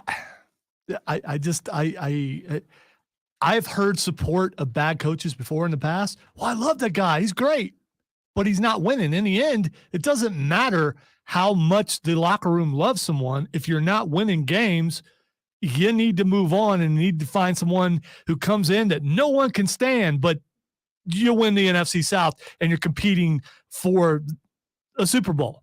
I'd rather have a jerk up there that no one likes but wins games, because that's your job, is to win games, and he hasn't done that. My dude could be 500 at the end of the season in 12 games. Rob, he could be 500. That's with this Carolina Panthers team, right? This that's Carolina, and here's the other thing. There are some players on this team who will not be there next year, and of course they're going to be supportive of course, Sam Darnold's going to. I love that guy. That's my guy right there. Yeah, because if another coach comes in, is Sam Darnold going to be the quarterback? Probably not. What about JC? What about DB? Again, I just pointed out JC's used to mediocrity. Right, so, and now he's telling you as somebody who's been around mediocrity and doesn't want it, this is my guy. That he's okay with the mediocrity that he's dealing with now, because it's what he's used to. You know, I was on a mediocre team in college. Now I'm on a mediocre team with the Panthers, and I'm okay with it because I like the guy. It doesn't matter that we're not competing for any. I like the guy. I like that you are willing to slam J.C. Horn in order to get Steve Wilkes out. I'm really slamming Steve Wilkes and Will Muschamp. I'm not slamming J.C. Horn. Said J.C. Horn would be okay with mediocrity. That's why he wants Wilkes. It's what he's used to. Now, if another coach comes in and they start winning, he's really going to like that. He just hasn't had to deal with that yet. They are winning. They're 6-6. They could end up being 7-6. They're not 6-6 under Steve Wilkes. Dude, come on. He's 5-6 right now. I was going to say they should beat New Orleans. New Orleans is on a 3-game win streak. Yeah, New Orleans just beat Philly, and yeah, I know Philly didn't have their starting quarterback. Yeah, but Philly's still a pretty good team. New Orleans is looking good. I'm disagreeing. That's why I stopped myself from saying they should beat New Orleans. New Orleans is probably, in fact, I'll look it up. Because I don't know that they should beat New Orleans. They probably will, because under Wilkes, they do well every other game. And since they were horrible this past game, especially on defense, they'll probably play lights out come this Sunday. Set the line in this one. What's the line? New Orleans 3. -3.5. You're all over it. All over it. And no, I didn't look at it. 3.5. Oh, I know you didn't. So, anyway, point is, I'm curious as to if any of y'all are capable. Scratch that. That's not the right word. Sorry, I was reading a text from the boss that had that word in it, and it flew to the front of my brain. If any of you are concerned. Was it a reprimand? Because capable was in there. That usually sounds if somebody like says, "Are you capable of?" Yes, it's not great. Yes, it's not great. The question mark is: are you concerned about locker room chemistry? Are you concerned about the attitude in the locker room? If the locker room, and again, while not every player has gone public, none of them have come out and said, I disagree with Derek Brown. I disagree with J.C. Horn. I disagree with Sam Darnold. It's been all defensive guys except for Sam Darnold, who got his starting job back when he lost it under Rule. You're not wrong. So, I mean, I get the advantage of, first of all, that was their defensive coach. Of course, they're going to support the guy, or you would think they would. And Darnold has an advantage by supporting him because he thinks he's got a shot at being the starting quarterback next year. You're not, again, I'm not even saying you're wrong. And by the way, I don't dislike Steve Wilkes. I just would like to see some wins and some consistency, and I didn't see it. If they were in every game, or if they could have the same game plan every week, that means you're progressing towards more victories, but they did not do that. We have put out 3 views from Mint Street podcast every single week for this entire season, and all I see is inconsistency, and I hate that. I want to see a team getting better, and I know you say they're getting better, but victories are not there. When you're winning every other week, when you're only winning, when you're only winning one road game, and that's it, that's a problem. I cannot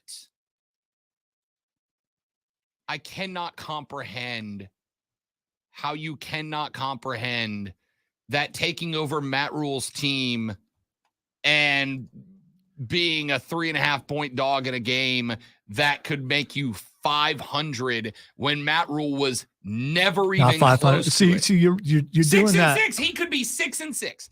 The team would not be. He, as the head coach, which is the only discussion we're having, is he responsible for the sins of Matt Rule?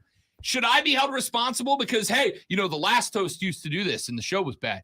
Is that Rob Brown's fault? No. I am only in charge of what this show is. You're right. Rob Brown should come in and be consistent every single day and work towards winning everything, not having one good show and then a bad show the next show, and then come back and having a good show and then having a bad show. I mean, head coach by himself is not the only person responsible. You're for right. the record. You could blame the producer because it would be consistent because the old producer is still here. So, I mean, it could be that. Technically not. You are technically the new producer on the show. The old new producer, but you are technically, right? So what if all of the things that went wrong? Why did you think I was talking about me?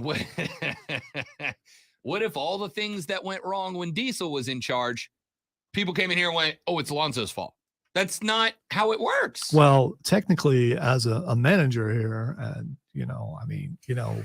other people's mistakes, as you've seen, I have to take care of that because that's part of my job description. So technically, if he was doing a poor job, it would be my fault. That's how that thing works. I know I'm taking air out of sails or whatever that is. So hard. We are no sheets to the wind right now. You'd like to be, though. Give you a few hours. Few hours. I'm off in an hour and 19 minutes. Now, we have a Views from Mint Street podcast to do today. We do. We do. Where this argument can be continued. I don't want to. I'm so tired. So tired. You ain't tired. So tired. We're just getting started, man. Come on. Let's take a break. I can't wait to sit across from Steve Wilkes when he's the head coach and at Panther Camp in Spartanburg. I've always said, if we ever got a situation like that, right? Like we got somebody in the studio that you had bashed in the past, I'd never be the host that's like, hey, Lonzo said, the guy you're looking in the face said. I wouldn't be that guy. That might change for Steve-O. I will tell you, speaking of the guy who used to be here, Greg McKinney, who's now retired, I slammed Ron Rivera big time. And even though Greg wasn't here anymore, he had already retired, he sent me a text and asked me if I was going to tell Ron Rivera that he should have been fired all the years that I said he should be fired. So I get it. I get it. That's the risk you take by going on the air and giving your opinion on someone. There's a chance that you might actually meet that person eventually. I would be nothing but respectful because that's, just who I am. Hey, Steve, Lonzo says you suck. And I would respectfully say I didn't say that. I don't agree with Rob that your winning percentage is enough to get you the job. What are you going to do for the Panthers in the future? Me as a Panther fan, I would like to see victories, not I had a better winning percentage than Matt Rule. Yay. All right, let's take a break. When we come back here in just a minute. I have a weird weekend coming up. I'm going to do a not sports segment because I got a question for you about the weekend. I need your thoughts. I need your guidance. I need your advice. I need your help. I will ask you when we come back here in just a minute. I am Rob. He is Lonzo. This is the Rob Brown Show. This is the Fan Upstate. Why'd you hesitate when you said my name? Because for the second time I was reading something and my brain decided I could only do one thing at a time today, apparently. So you're saying you're incapable of multitasking. I don't buy it. I'm You saying hesitated I am- on purpose. I get it, man. It was a slap. I am It's all right. It's all right. It's all right. At least it was a face slap and not a Kuwait shot.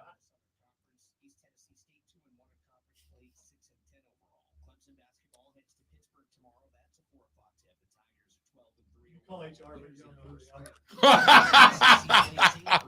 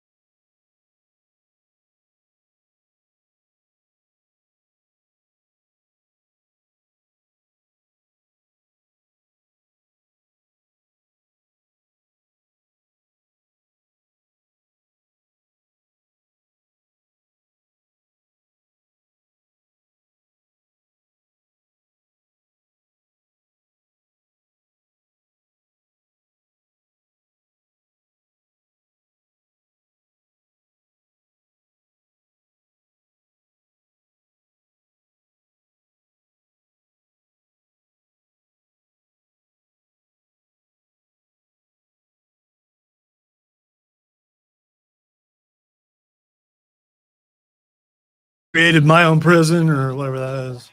I mean, if you go in the bathroom, it'll be your own prison. Yes, it makes sense.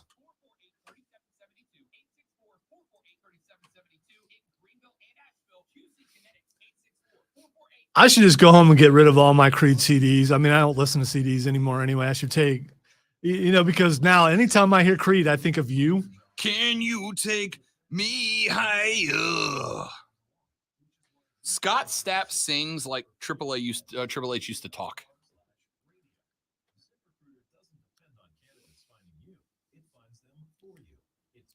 They love their Creed around here, though.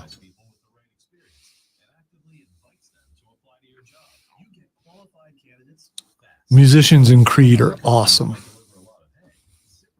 Tremonti is a killer guitar. Monty is a killer guitarist.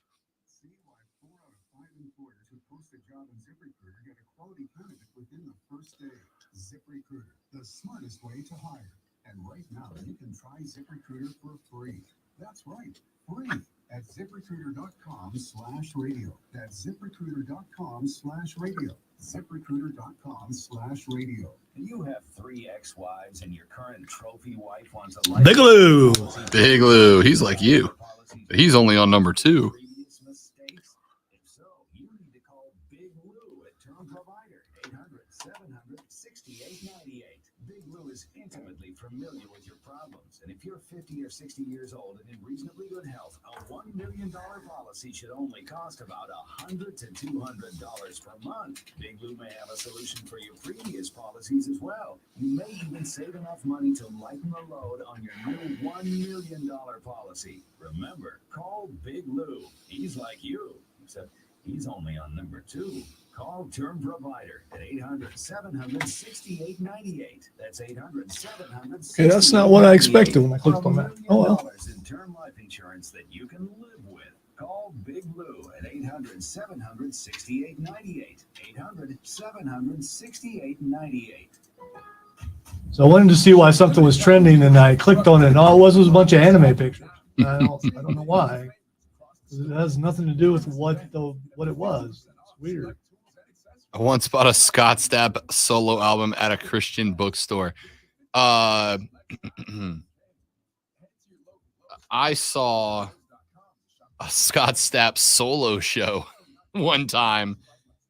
It was basically Scott Stapp singing all of Creed's songs with not Creed, and then a couple of his own stuff.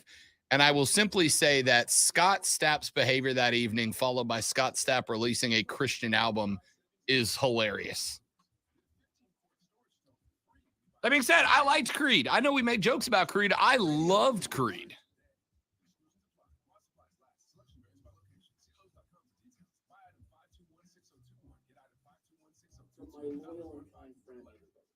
From the Ingles Market Studio, the Upstate, 97.7 FM Greenville, 97.1 FM from the Free Odyssey app, CBS Sports Radio. Always streaming wherever you are on the Odyssey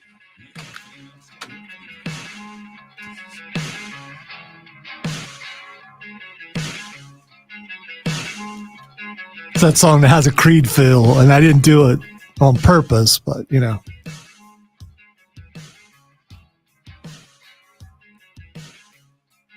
Because it's not actually a Creed song, because we wouldn't do that. That would get us flagged. This is from our Odyssey library, but it just has that feel to it. And if you were watching the stream, you would know why that makes sense. So you should watch on the stream during breaks and, you know, partake in the conversation. Lonzo opened the door and said, "Don't go in the bathroom because it smells and there's a Scott Stapp song playing."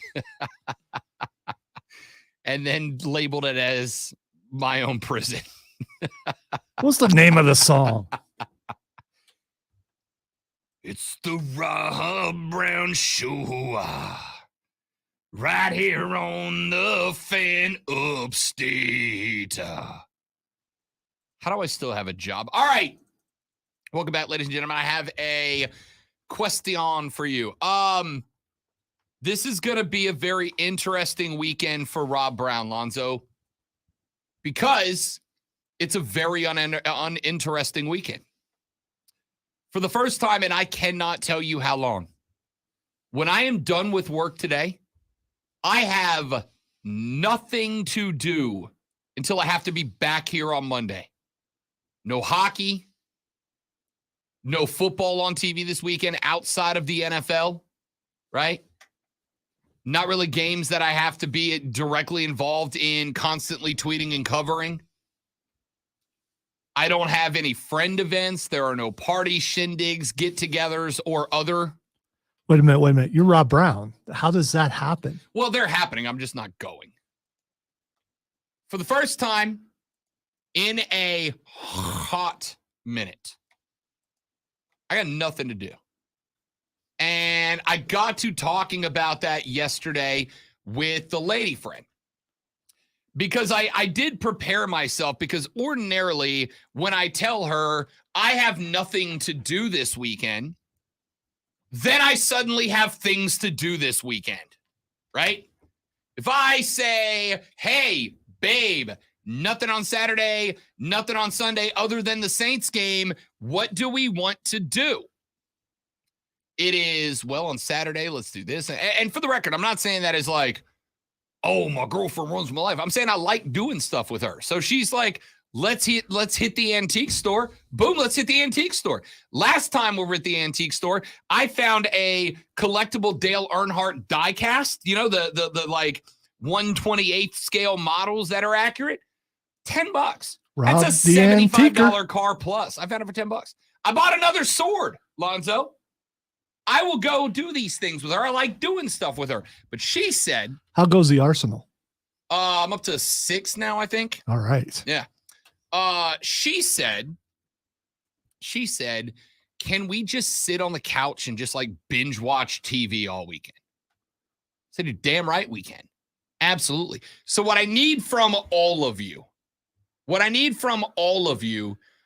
I need your suggestion, because I think we can get through 2 possibly 3. I need your suggestion of bingeable TV shows relatively new. And here's why. When we were in Charleston this past weekend, the lady friend has has tinnitus, and so do I. So we have to have noise on at night, right? And when we're at the house, we got the Alexa. We have her play like nature sounds, ocean sounds until we fall asleep.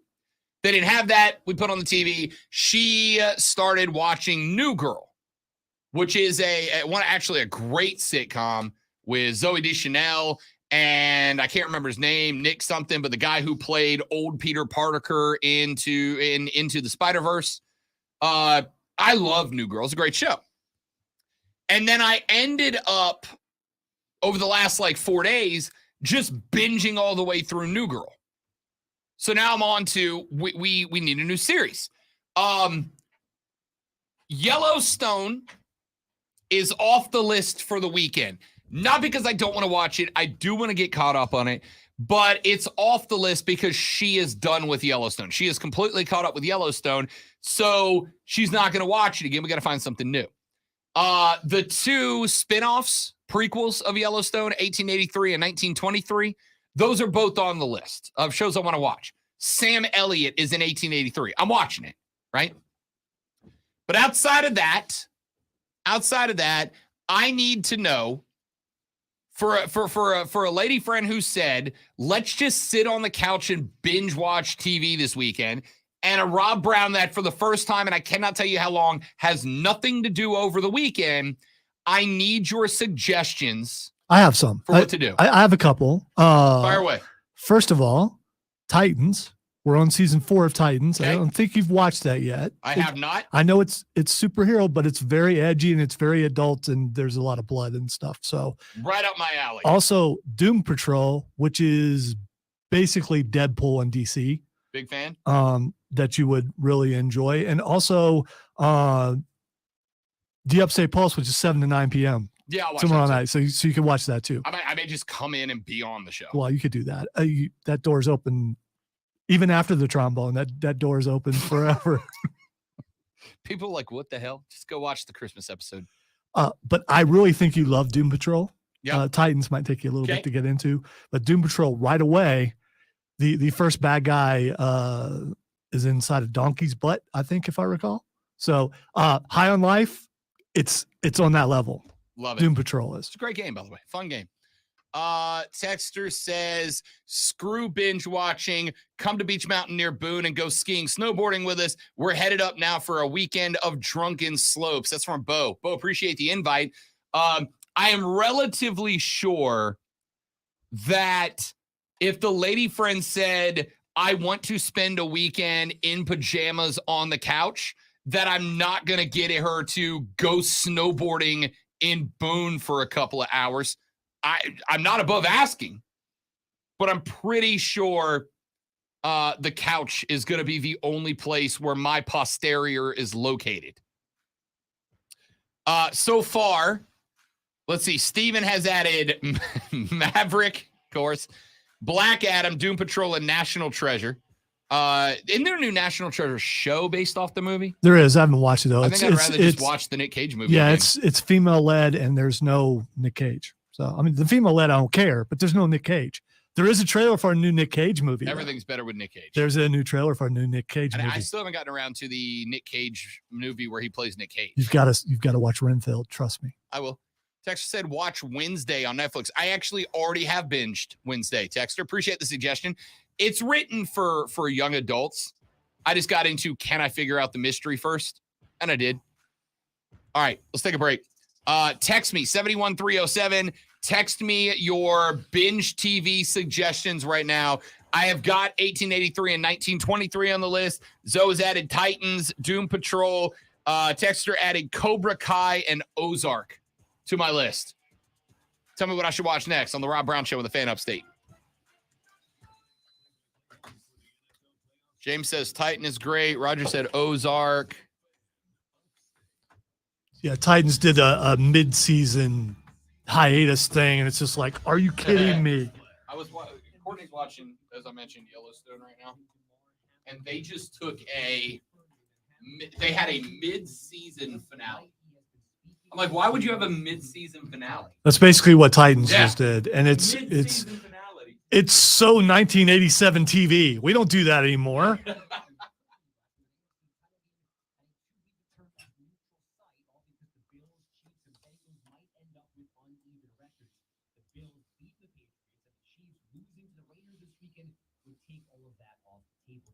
Michigan football has reportedly received a notice of allegations from the NCAA. There are multiple charges from the COVID dead period. They're mostly minor, but Jim Harbaugh is accused of not cooperating. Stand your ground, Stephen.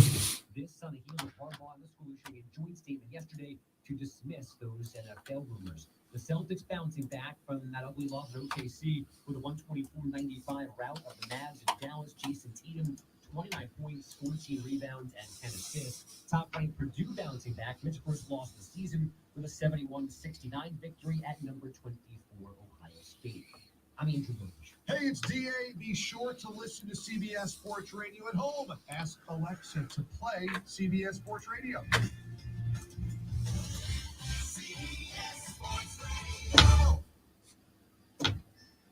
I studied Spanish in college and never got fluent. But then I tried Babbel. Yes, I know waving my hands at the computer really doesn't make it go faster, but it makes me feel better. Babbel is all conversation-based, so it gets you speaking quickly about things you actually talk about in the real world. You'll really see a difference in how you can speak and how conversational you can be in just a few weeks. Babbel isn't just lessons. You can listen to podcasts, play games, watch videos. You can even take live online classes with a language teacher. There are so many ways to learn with Babbel. The lessons online and in the app make it easy to learn from pretty much anywhere. University studies have shown that using Babbel for 15 hours is equivalent to a semester of college Spanish. True, but I prefer to use a hammer when I do that, James. Engineering doesn't agree with me. That's BABBEL.com. Babbel.com. Experience the future of connectivity with Spectrum One. You get Spectrum One delivering the fastest speeds in the nation for $49.99 a month. Advanced Wi-Fi for enhanced privacy and security, free for 12 months. And a Spectrum Mobile line. I do have a few things going at once, so I mean, but still. Free for 12 months. That's Spectrum One. Visit Spectrum.com or your local Spectrum store today. Offer subject to change. Balance of qualified residential customers only. Service not available in all areas. Restrictions apply. Are boomers more cringy than millennials? Is Gen Z more woke than Gen X? Is there any hope of bridging our generational divides? Odyssey's new podcast, It's Generational, brings together actual people from these four generations for real conversations about today's issues. I'm Lauren Berry, and I'm inviting you to join the mission to dump stereotypes in the trash. And really All right, let's understand see. each other. Law? Have you heard of law? Law as in LAW? No. Sounds like a lawyer show. Just guessing. I immediately went Old West. Did you? Like a sheriff. The law. The law. The law's here.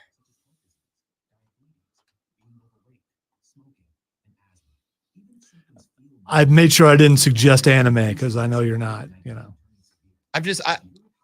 Like I said, I watched Tulsa King. You know, I've been interested in seeing that to see how Sylvester Stallone as a gangster. I saw a really funny scene the other day where he is trying to cut a deal with a guy who runs a jelly farm, and he eats a bunch of it, and he's like, "You have till I finish eating this jelly to agree to my deal or not." The guy agrees to the deal and starts laughing, and he's like, "What?" And he's like, "That jelly you just ate is absolutely loaded with THC, marijuana, like loaded with THC." And Stallone goes, like, sits back in his chair and looks real angry, and he goes, "I wondered why I was in such a good mood." And I'm like, I get to watch Sly Stone high? Yeah, I'm doing that.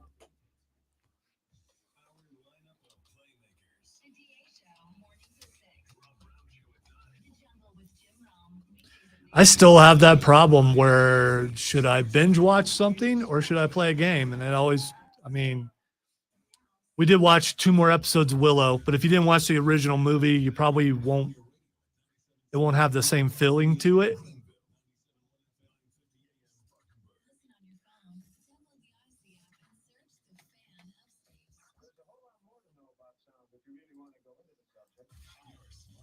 And it's one of those shows where I really like a couple characters, but really hate a couple characters.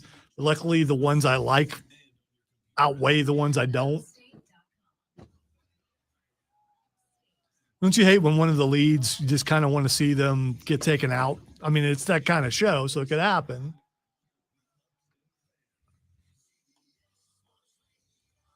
I don't care that they may come around and redeem themselves and all that stuff. They're just annoying right now. Curse of Oak Island. I suggest you watch One Piece. I'm on episode 762 out of 1,000. That is not binge. That's binge for a couple of years. Yes. All right, so to the list during the break got added Tulsa King, which I think I'm in. Sometimes I had this conversation with a buddy the other day, and I'm coming to the NFL playoff scenarios in a minute, so don't go anywhere if you're like, where's my sports? Stick to sports. I'm getting to it. Anyway, I had this conversation the other day with a buddy of mine about a comic book movie. Series. We were talking about She-Hulk. And I said I really enjoyed it because I genuinely think that of all the comic book adaptations, She-Hulk is the most comic booky. Which the writer of the comic book has come out to say that this is the most comic book accurate series. Yesterday. Yeah. Saw that tweet yesterday. I had said that a couple of days before, but yeah, I think it's the most comic booky, and I'm okay with it. Like, it's okay. And he was like, well, I can't take it seriously when she's teleporting in between reality. And I'm like, not everything you watch has to be Martin Scorsese, right? Not everything you watch has to be Francis Ford Coppola. Sometimes you can just have mind-numbing, dumb television to turn your stupid brain off for a few minutes. Yeah, and just have a good time. Yeah. I mean, it's okay. The Walk of Shame by Daredevil really made some people upset, but I thought it was pretty funny. I thought it was hilarious. It genuinely made me laugh out loud, right? It's funny. Oh, he wouldn't. Now, shut up. He's a comic book character. He can do anything you want. He's, I believe, pretty promiscuous in the comics, so it's not really who cares? much of a shock. Have fun. Let's be real. If any of us had a crack at Jennifer Walters, we'd have taken it too, right? Whatever. It's fun. It's goofy. Anyway, sometimes you just want an action movie where a big muscular dude beats the hell out of other dudes. Sometimes you just want to see somebody get punched in the throat. So yeah, Tulsa King's on the list. A show called Law. I have not heard of Law, but a texter said, I guess it's like 3 different shows in one. He said Law. First one is a drunken lawyer. Second one is a drunken lawman. Third one is a drunken preacher. I'm in. So it's 3 different, I guess, like 3 different. Now, do they iterations of the law, I Right. suppose. I'm in. Texter said Queen of the South. I have heard a lot of good about Queen of the South, but I have not seen Queen of the South in the mainstream, right? Like all these other ones, Tulsa King, Cobra Kai, Ozark. They've all made it into the pop culture spectrum. Queen of the South didn't, but I've heard it's very, very good. So I got that on the list now. Titans, Ozark, Doom Patrol, Cobra Kai, Law, Queen of the South, and Tulsa King are what you guys have added to my list so far of 1883, 1923. Ultimately, to get caught up on Yellowstone, but that's one of those shows I'm going to watch away from the girlfriend because she's already so deep into it. So I got to catch up with her so we are together for the series finale. So keep sending me your suggestions. I need a bingeable television show for the weekend, and I will present all of these to her and find out which one she's in for. Some of the Titans, I'm going to be binging by myself, right? Like she'll do the comic book stuff. I don't know if she's going to get into By the way, I think she would like it. She might. She didn't think she was going to like the Marvel stuff. And then I started her at Iron Man 1 and she was like, all right, fine. And then by the end of it, now she's got full takes and breakdowns on every character within the MCU. So she might have to. That'll be one of those shows that she won't pick, but I'll put it on in the back and she'll just come sit down to hang out with me. And then the next thing you know, we're 8 episodes deep and she's like, I have to know what happens next. So we'll see. I know she'll get down to Ozark. I've heard Ozark is really good and that Jason Bateman is excellent in it. So Ozark is probably one that she'll probably pick. See, you make it sound like it's a surprise that Jason Bateman is because he's good since he was a kid, I believe in the Hogan family was when he first started out. He's been good in everything he's been in. I agree, but he's also not particularly known for dramatic acting. That's true. And this is a dramatic acting role. So we'll see. Texter says there's a good series on TV called The NFL. You should talk about that. They did say just kidding at the end, though. Stick to sports, dummy. Oh, when we talk NFL, we're going to have to go through all this math stuff to try to figure out who's going to be play where and all that stuff. We're about to do that. Texter says Letterkenny, hands down, absolute hours of laughs. Texter, I am already with you. I love Letterkenny. The first 3 or 4 seasons of Letterkenny is arguably some of the funniest television I've ever watched. Letterkenny is incredible. Good suggestion. I'm already with you, though. All right. Let's get to some NFL playoff possibilities for the weekend.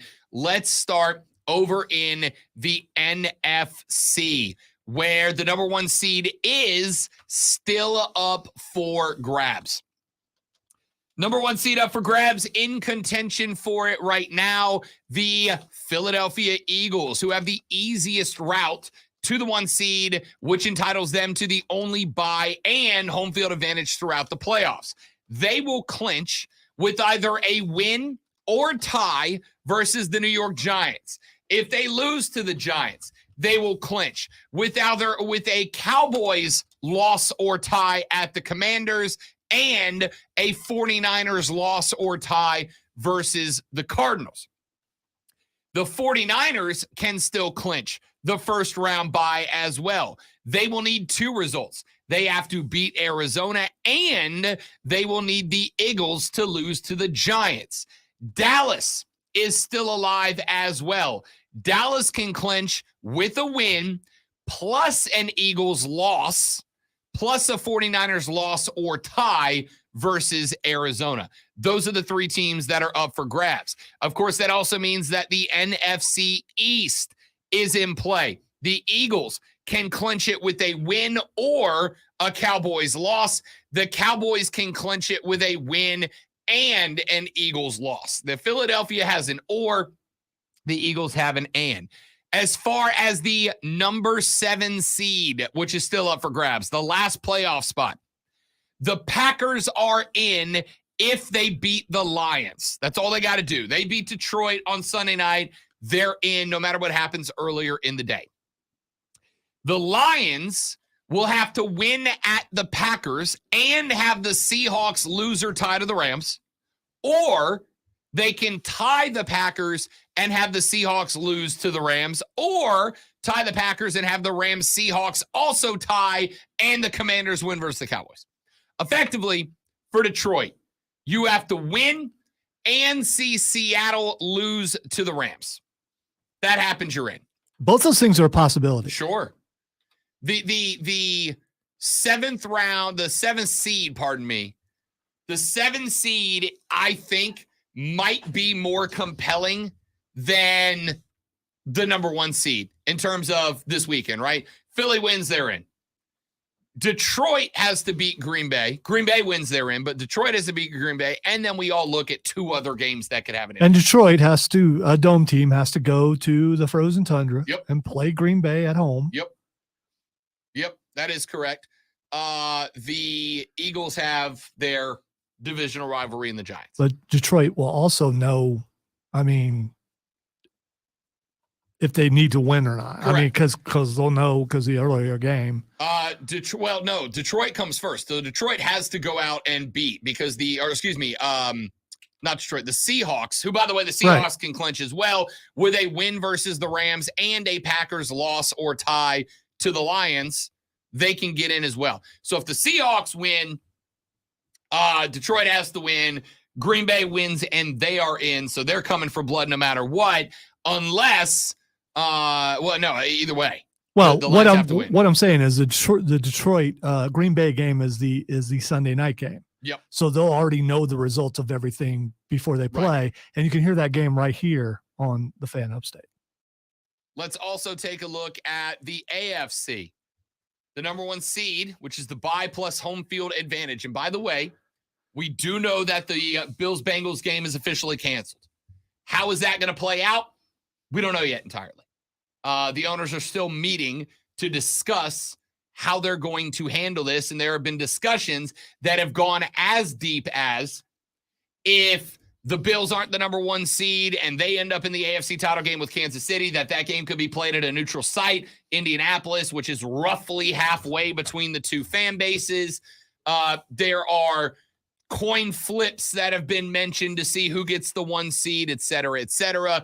It's ugly. It was the right call. Here's where we're at. The number 1 seed can be clinched with, for Kansas City, a win plus the Bills losing in their final game of the year. The number 1 seed can also be clinched with 2 Bills losses plus a Bengals loss. Now, the reason that's thrown in there, obviously, is because we don't know what the NFL is going to label the Cincinnati-Buffalo game, if anything. If they decide to hand them both an L and Buffalo loses this weekend, and the Bengals lose, the Chiefs can still grab the 1 seed. I doubt that's going to happen. I don't suspect that the NFL is going to label an L on the back end of the record of Cincinnati or Buffalo. So instead, it's probably going to be Chiefs win and Bills lose. The Bills can clinch with 2 wins. They can clinch with a win at the Bengals if it was to be labeled both of them get a dub and a Chiefs loss, or a win versus the Patriots plus the Chiefs and Bengals both lose in Week 18.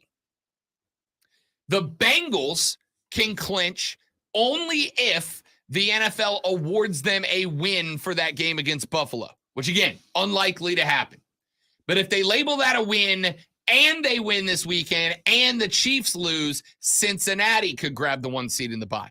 Realistically speaking, just based on the rumors we're seeing floating around about what the owners plan to do, realistically, it's either the Chiefs win, the Bills lose, and they go, or the Bengals win and the Chiefs lose.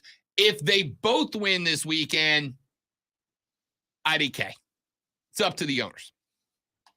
Here's a fun fact. And by fun, I mean for me. Guess what the Jacksonville Jaguars can do this weekend? Make the playoffs or win the division? Win the damn division. Yes, indeed, ladies and gentlemen. Because Tennessee decided, you know what? We don't like this winning thing anymore. We're not gonna do that. We don't win. We've done that. We don't want to do that anymore. My buddy John Anderson, member of the Reedy River Riot, big Tennessee guy, right? Big Titans fan. He's from Nashville. Big Titans fan. Bumped into him a couple of days ago. I was like, hey, how about your team? And he looks at me and goes, no. That's it. I was like, hey, how about your Titans, buddy? No. I suspect that if he had a rolled up newspaper, he'd have hit me in the face with it. No. Bad radio guy. No. Anyway, the Jacksonville Jaguars and Tennessee Titans will play for the AFC South Divisional Championship this weekend.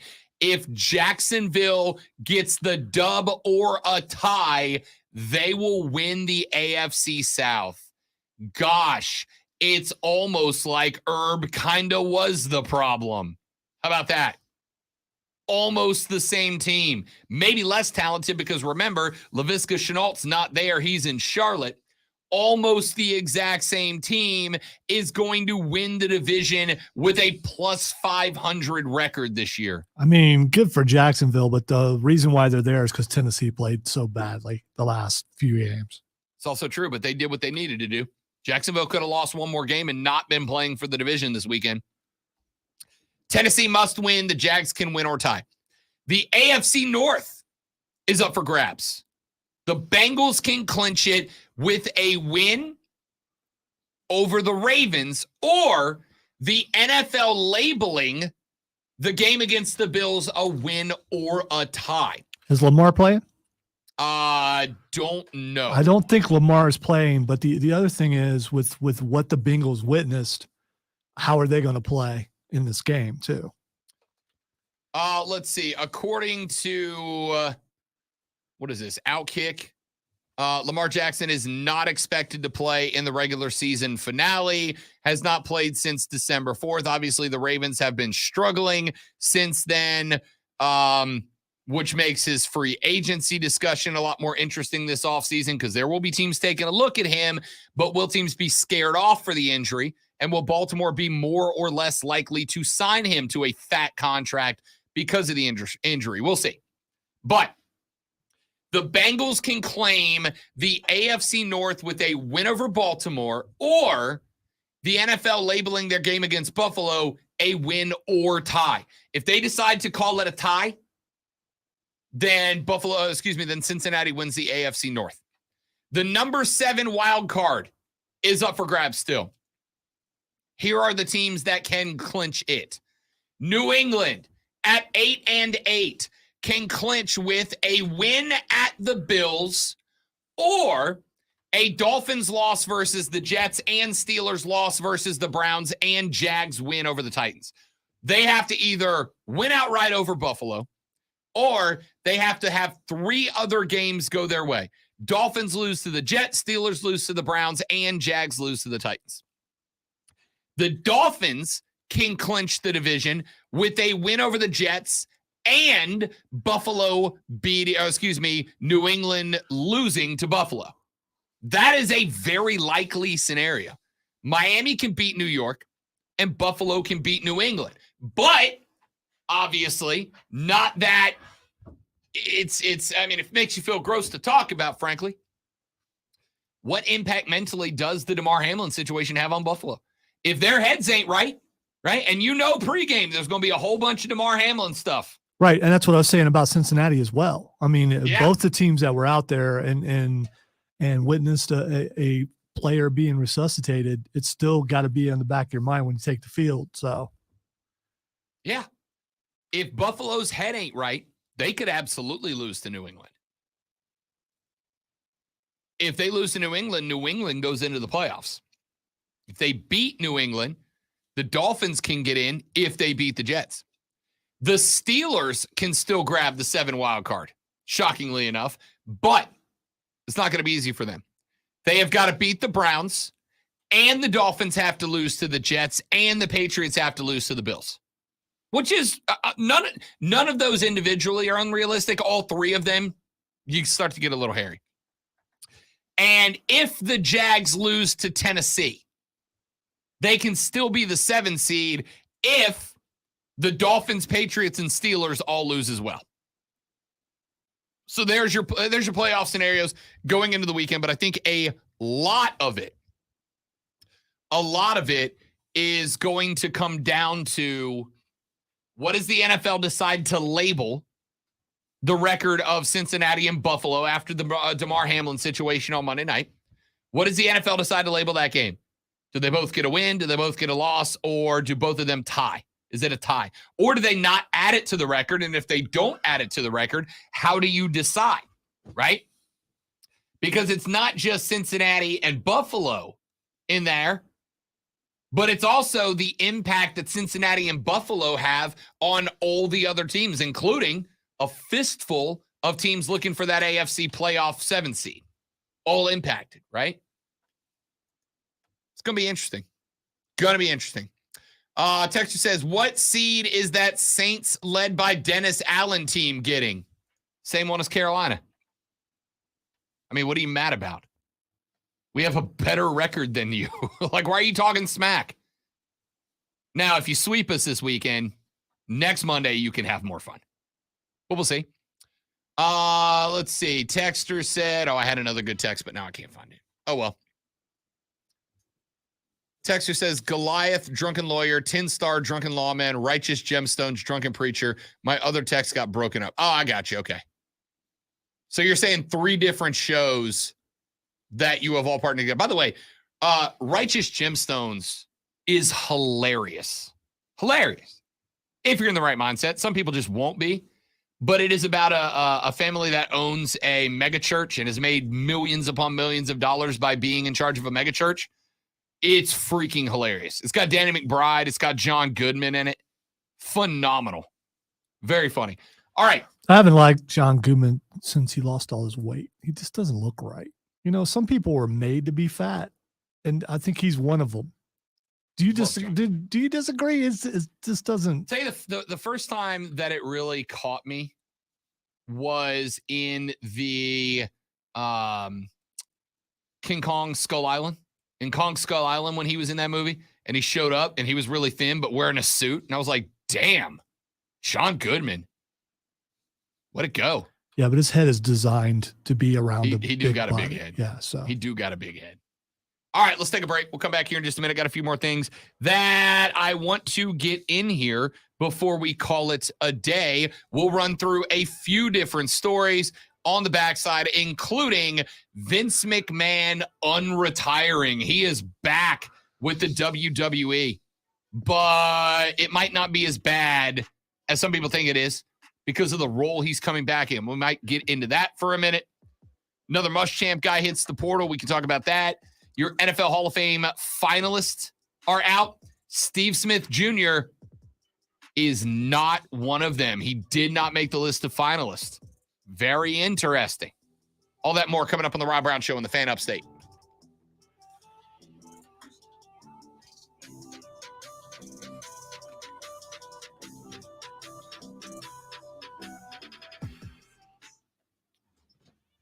Yeah, James, I love Righteous Gemstones. It is hilarious. James said Doug Peterson should get Coach of the Year votes.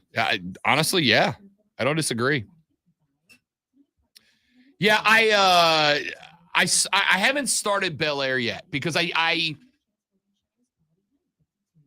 so I'll say this, Delano. Fresh Prince of Bel Air, the original, obviously. Fresh Prince of Bel Air was one of the most important shows of my childhood. And I mean that sincerely. There's like 3 or 4 shows from my childhood that are of major importance. Saved by the Bell is one of them. I was kind of that age where I was a little bit older than I was, but when I started hitting my awkward teenage years, a lot of Saved by the Bell kind of stuck with me. Fresh Prince of Bel Air was one of those, right? And it was one of those because aside from the fact that it was a show that I sat down and watched with my family, right? Like it was one of those shows that the fam sat down to watch together. So I've got all those memories entrenched with it. But on top of that, the lessons from Fresh Prince, predominantly from Phil Avery James Avery playing Uncle Phil. Like Uncle Phil was almost a surrogate dad to me, right? Like I grew up in a middle-class family. We weren't poor. We weren't loaded, but we weren't poor. But we were, compared to other people I went to school with, we were okay, right? We were comfortable. And Uncle Phil, in the way that he taught life lessons to Will and the rest of the Carlton, Hillary, Ashley, the rest of the family, the way that he taught them lessons about being humble in the face of success and all that, but also was willing to speak out when a wrong was committed, right? Like the episode where Will and Carlton go to jail for stealing a car, one of the judge's cars, and they're wrongfully accused, and Uncle Phil walking into the police station and threatening to tie the cops up with so much litigation that their grandchildren were going to need lawyers, was an incredible moment. The best scene from that show was when Uncle Phil pool sharked the pool shark. I don't know if you remember that scene, but he walks in, Will gets pool sharked. He's out like hundreds of dollars. Uncle Phil walks in, sucks at pool, convinces the shark to play one more game for $500 a ball. Jeffrey, break out Lucille. and then smokes the pool shark and takes his money back and then keeps Will's money in his own pocket. Like, there were just so many great moments from that show, and the fact that I sat around and my whole family loved watching that show together. So when they made Bel Air, but they turned it into what I got a feeling of a teen drama, like it didn't ring to me because I got very old man. Like, but Fresh Prince was so good. Why would you make it into a dark drama? You know, but that's just me.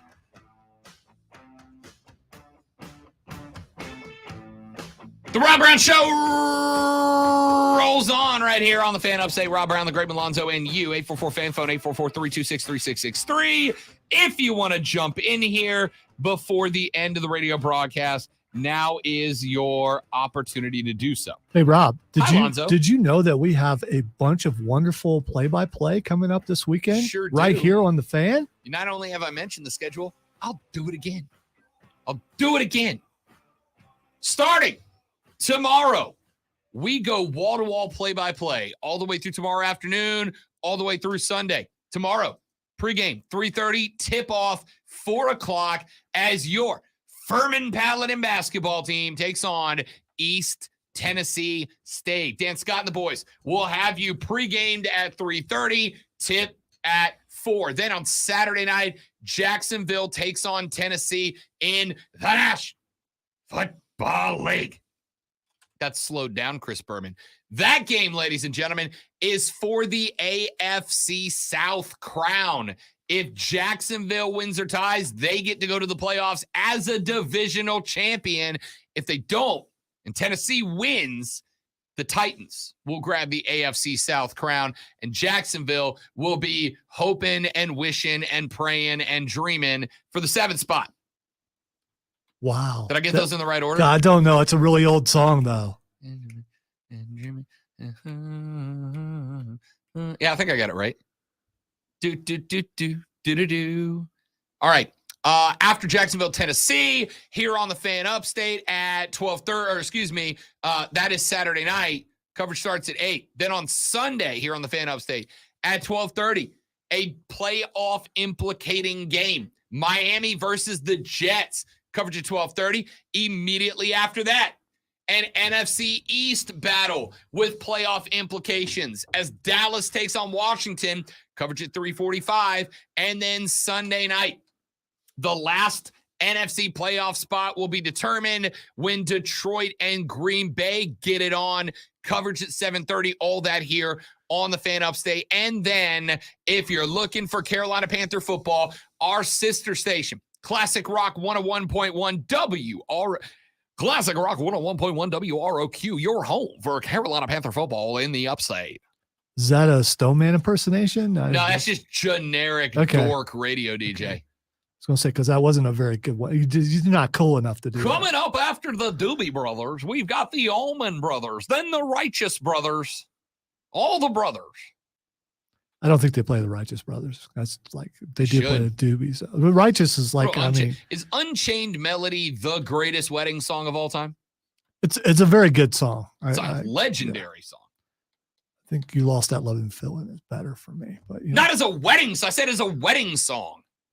Okay, that's more for the reception. Yeah, correct. Well, and it's not even a wedding reception song. You Lost That Loving Feeling is not something you sing to your new bride, but it is something that you have all your bachelor boys throw on the aviators and serenade the wife to. See, here's the thing: the DJ in you's coming out. That's the problem. You think you're in DJ mindset. Yeah, I know. I'm damn good at it. And I'm not talking about radio DJ. I'm talking about DJ. I don't know how to differentiate between the two. I did a wedding last year. Texter said, "Okay, Grandpa." A texter said, I did a wedding August, I think, November. Our buddy Tim from the Swamp Rabbits, the GM over there, he got hitched to his much better half, April, and they asked me to perform the wedding, like to be the officiant of the wedding, right? So I'm like, hell yeah, absolutely. It's an honor. I'd love to do that. So I did the wedding as their officiant, and then Tim comes up to me and he's like, hey, weird request. Can you introduce the bridal party into the reception, but use your Swamp Rabbit PA voice? Shorty from B93 down the hall was the DJ at that wedding, right? And he overhears that. He overhears Tim asking me if I could do the bridal party introductions in my Swamp Rabbit PA voice. And he looks at me and he looks at his microphone and he just goes, "Oh no." I have that same thought every single day. Oh no.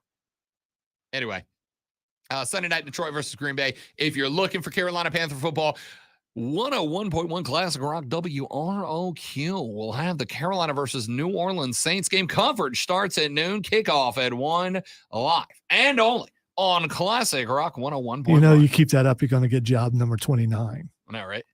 Hey, Rob, can you spin some late night records on the Classic Rock station? As long as you don't give it 120% while you're over there. I mean, you know. I never do that. Why would I ever do that? Why would I ever do that? Vincent Kennedy McMahon is back in the WWE. He has, by the way, and I think a lot of people forgot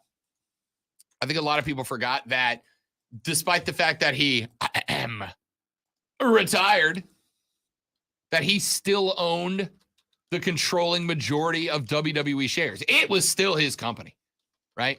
He retired to get out of the limelight for any potential lawsuits that came down the pipe damaging the product because he's still heavily invested in it. He is returned, but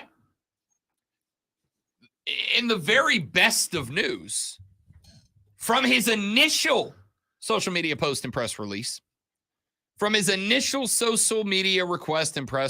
Lonzo, it will not be in a creative role. He is not returning to being backstage at Gorilla running the show. He will leave that up to H and Steph and James and co.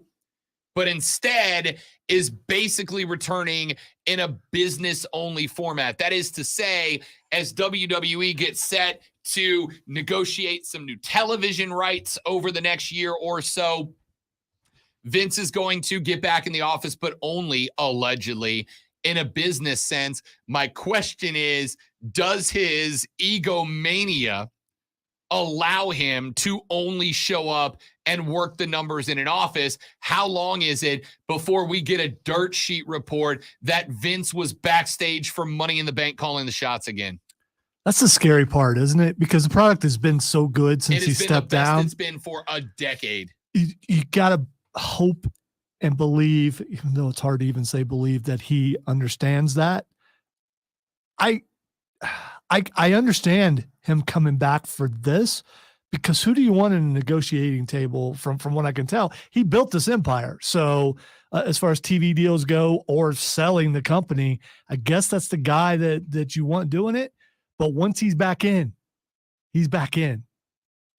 Does he go have the office dusted, goes, sits back, in his luxurious chair and go, okay, I'm back. I will say this, as mentioned, the product is as good as it's been in a decade. Triple H, Steph, the Road Dogg Jesse James, Paul Heyman, the folks that are in charge right now have done the best job that has been done in a hot minute. Right? Vince going back from a business perspective, if you want to know what it means, Vince put out his announcement that he was going back to run the business ops for a little while, Zoe, and WWE stock prices went up 10.5% in like an hour, right? That is the belief that Vince can make more money for WWE if he stays in his office with his calculator and pocket protector and laptop or whatever, right? A couple of weeks ago, when the rumor mill started swirling that Vince was coming back, but we did not know, or he had not told us it was in a business-only perspective, not a creative perspective, the stock actually dropped a handful of percentage points by Vince getting back involved with the creative, with the stuff going on behind the scenes. Listen, I think Vince McMahon is a raging egomaniac and narcissist. I think he's a bit sociopathic. As I mentioned, you don't become a billionaire without being one. in my opinion. But you cannot argue, Zoe. You cannot argue the dude built an empire just off his brain. Well, and his daddy's foundation, but he took the territories his dad had set up, turned it into the first big-time national touring. And, I've said this in the past as not a joke. CM Punk said, and I think it was right, that there are 3 major pieces of culture that America has contributed to the globe. Comic books, jazz music, and professional wrestling are the 3 great American exports to the world of culture. And Vince is the reason for that. So if he's going to sit in the office, stay out of the limelight, stay out of trouble, don't get involved in anything extracurricular, and just run the finances, all right, cool, fine, whatever. Make yourself at heart. I just don't see Vince sitting in his office for 3 or 4 or 5 or 6 months and not at some point watching Raw, calling H and going, I don't like it. Take Bray off television or you're fired. Well, a lot of this is contingent on him paying back the money that he took from the company to pay women off, which I've read he hasn't done yet. But I also it got tweeted a little while ago that there is a company-wide meeting today. And I'm sure this is part of it. Keep in mind that while Vince is the controlling well, hopefully it's Triple H going, listen, he's not coming. We're good. We're good. We're good. All the people I just brought back and gave you jobs, don't get worried. Bray Wyatt was seen rocking back and forth in a corner. What's interesting about this is that, remember when he walked away, there was effectively a vote of confidence, and the WWE board voted that they didn't want Vince there. That's why he walked away. He didn't walk away because he thought it was a good idea. He walked away because the board was like, yo, look, we can't make you, but we really don't want you to be here right now. And there was a memo came out from the WWE that wasn't supposed to, that said that there was, quote, non-public, end quote, information about Vince that could be harmful to the company. Vince came back anyway. My question would be, what is that info? Who has it? And does it come out now? Because I will say this. I think Vince, because of a lot of what happened being so many years ago, that people were like, okay, the dude's 80, like, let it be. But I wonder what that info is, who has it, and if it would come to light now. Because I'll say this, the WWE was just fine in surviving the first round of allegations because Vince went away. I don't know that they would be able to get through a second. But we'll see.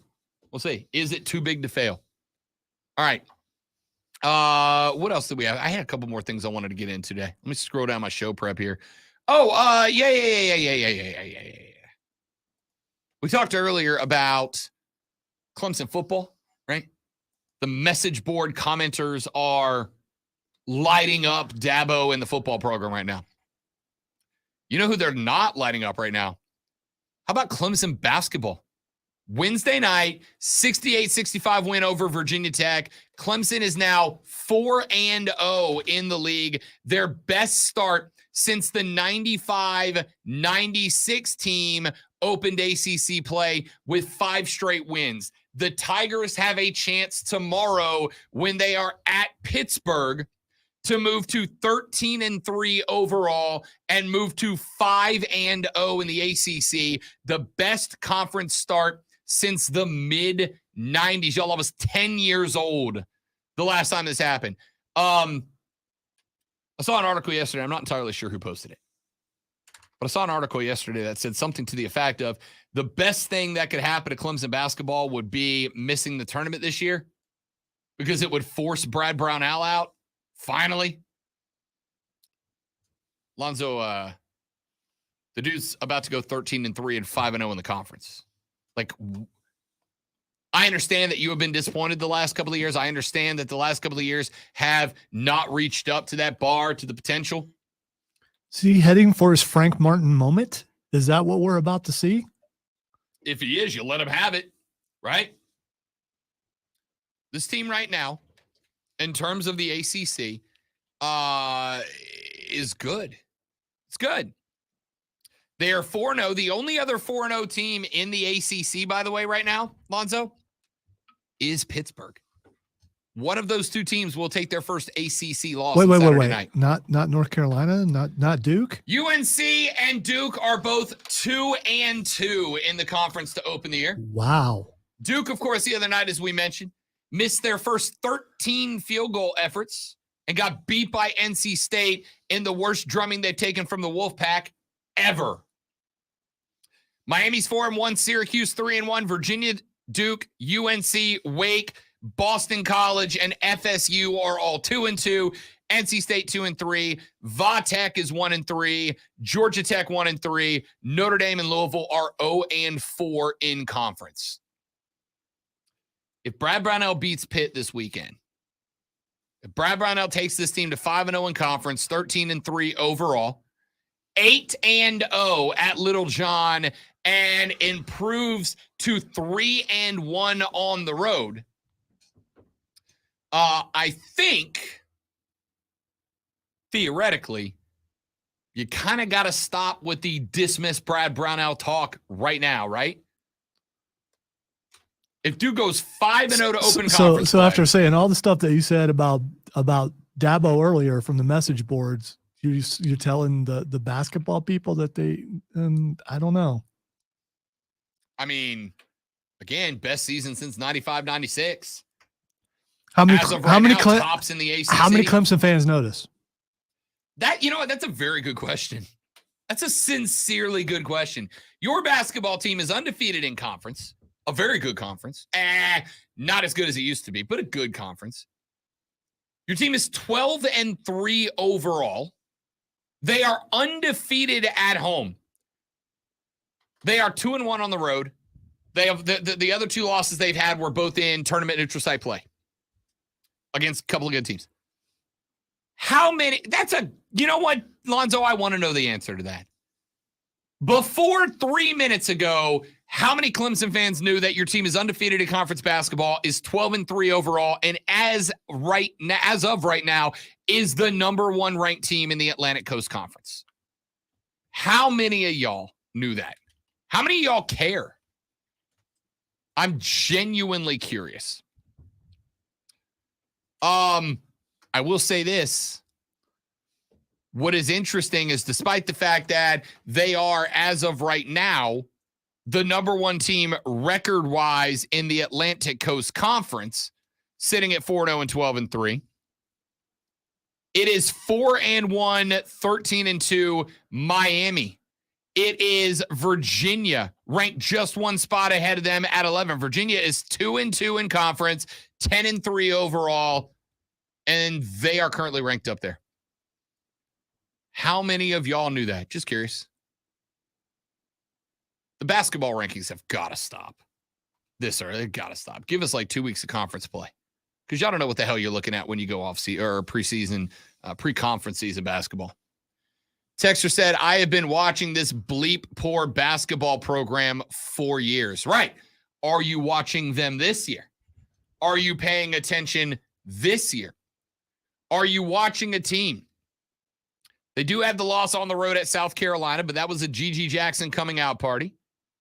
You have lost to Iowa, a top 25 ranked basketball team, by a total of 3 points. You have an L to Loyola Chicago. That's a tournament caliber team. And you got everybody else. Va Tech, NC State, Georgia Tech, Richmond, which they won right here in the Ville at the Winter Classic. You beat Wake Forest by 10. You put up a century mark on Penn State in a win. Are you watching them now, and are you good with the product? Because I don't know how the answer could be anything other than, yes, pretty good start. Pretty good start. Texter says, fan, only the real fans know or care. Gone, though. Let's take a break. We'll come back. We'll wrap up the Friday edition. We'll wrap up the week of the Rob Brown Show in the Fan Upstate.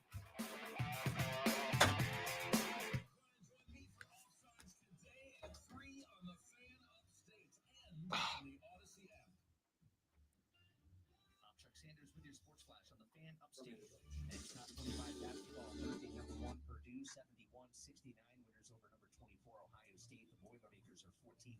Number 2, Houston's 15-1 after 87-53 blowout over SMU. Number 5, Arizona nipped Washington 70-67. The Wildcats are 14-1. Number 9, Gonzaga got by San Francisco 77-75. Bulldogs are 13-3. Number 10, UCLA is 5-0 in the Pac-12 after a 60-58 win over USC. The Bruins are 14-2 overall with the win. Iowa upset number 15, Indiana 91-89. NBA, Memphis beat Orlando 123-115. The Celtics over the Mavericks 124-95. The Nuggets beat the Clippers 122-91. The Jazz over the Rockets 131-114. Catch every Carolina Panthers game live on Classic Rock 101.1. Download the Odyssey app and search the Fan Upstate and listen anywhere on your phone. I'm Chuck Sanders. Ooh, there are people right here. People. I'm glad you scared him now because he'll be done the rest of the day because of that. I'm still, trying to work here. I mean, like in my way. Okay. I wanted to demonstrate the issue that you're having on Really? the co-host Okay. Panel. Actually, this is going to be a decent test because it was only when you guys were talking. Sorry. Right. So it has to do with utility then. Take your mic out of utility, please.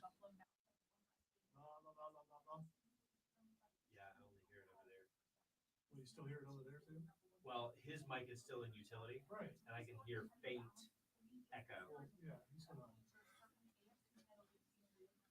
So this is his mic. Hello. Yeah, but that's the issue. So apparently anything that's in utility is repeating. I wonder if that computer is fed by utility and it's just passing through. Unplug the input to that computer. Yeah. That's exactly. Actually, drivers yourself. Yeah. How did that show up on there though? That's weird. You're good. This is not fed by utility. This is fed by auxiliary. How did it show up on the recording the couple times? Because it's playing out through program or through aux. Oh, so we did that over a commercial. Yeah. Yep, absolutely. Wasn't me. I was, blame them.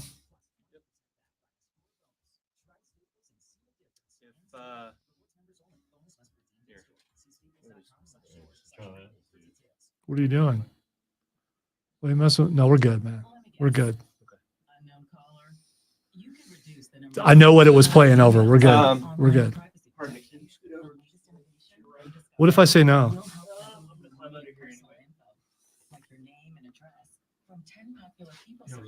I need my headphones. I'm sorry it's messing with your head. I can't. It was close to it. I got enough length in this thing. I'm not sure which. Changing your oil.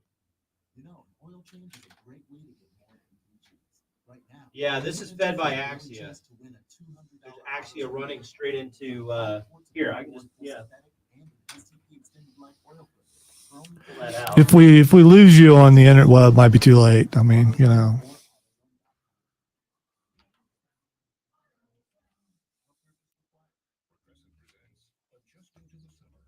La la.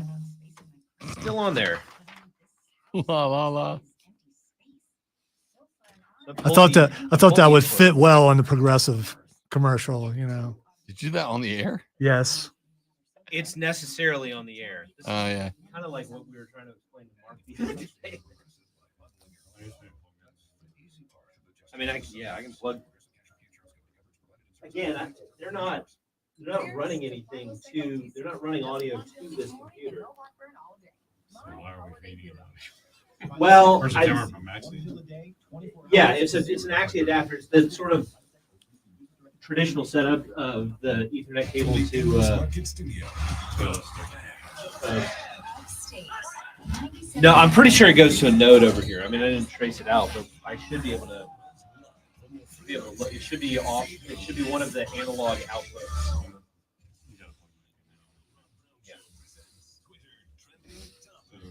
All right, it's time for Twitter trending topics where I tell Rob what is trending on the internet, and he will tell us why. He will regale us with all his wonderful knowledge. The first thing that's trending is William Regal. Lord William Regal, a.k.a. Steven Regal, a.k.a. Lord Steven Regal, a.k.a. whatever else you want to call him. Obviously, his last day with All Elite Wrestling was about a week and a half ago. He posted a very nice message, including to the Blackpool Combat Club, where he said, although short-lived, it has been a highlight of my career, yada, yada, yada. I suspect this means that Steven Regal is days or weeks away from showing back up on NXT, although we do not know if it will be in an on-camera or behind-the-scenes role. I very much hope it is on camera because Steven Regal's the best. All right. The reason why Regal is trending is because of the Vince McMahon news. And a bunch of people are throwing stuff up there of memes and things of him calling Tony Khan going, hey, I was just kidding. Yeah. You know, I didn't mean it. No. I didn't say resign. I said resign. Yeah, it's kind of spelled the same way. Yeah, I forgot the dash. Yeah, you know, it happens. We good, right, Tony? Me and you, we boys, right? It's amazing how something can trend because of that sort of thing. But from what I can tell, that's what it is. Sure. And there are a ton of things. Some of them are pretty funny too. All right, the next thing that is trending is Jadeveon Clowney. So Jadeveon Clowney took a shot at his Cleveland Browns organization yesterday. He said, paraphrasing, I don't think I'll be back next year. He said there's a 95% chance that I won't be back next year. He left the 5% open, he would go on to elaborate, because he said some things could change. He won't be here next year, maybe. And if he's not, I might be. Well, that was obviously a shot directly at the Browns defensive coordinator. And in response, the Browns told him to take it on home. Pack it up, take it back to the house, Mr. Clowney. We don't need you. So he will likely not be playing for the Browns this weekend, which means he will not be likely playing at all this weekend. And it's kind of interesting because on one hand, it's like, I get it. Burn the bridge. You don't want to be there. They don't want you there. That's fine. On the flip side, for a guy that had such a difficult time finding a contract last round, probably not the best idea to go full nuclear warhead on the team that eventually gave you one. Especially when they have already shown that they are one of a very few teams that is willing to give a player with a somewhat questionable background, though more on and around the field than off it, like other Browns, when they are one of the few teams willing to sign a guy like that. He can spin it and save his career by saying the real reason he didn't want to be there is because who the quarterback is and what that quarterback did. Yeah, if he comes out and he's like, I just don't want to be on a team with Deshaun Watson. Whether it's genuine or not, that would probably work, I'm guessing. All right, time for one more, and that would be Jim Harbaugh. Okay, so after the L to Michigan, Jim Harbaugh, it was reported, would take an NFL job if one was offered of him. David Tepper, owner of the Panthers, got on the phone with Jim Harbaugh. It was not an interview. Yeah, it was. Yeah, it was. Even if a preliminary casual one, it was. Well, the next day, Jim Harbaugh was quoted by the Queen City News as saying, no one can know what the future holds, but I think I will be coaching a Michigan next year, which is interesting, Zoe, that he put not one, but two qualifiers into a single sentence. By the way, Michigan is being investigated by the NCAA right now. It's supposedly minor things. Oh, I was going to wrap all the way through to that. Quoted by the Queen City News 2 days ago. Yesterday, a longtime friend of Jim Harbaugh came out and said he thinks it's unlikely Jimbo heads back to the college or to the pro ranks.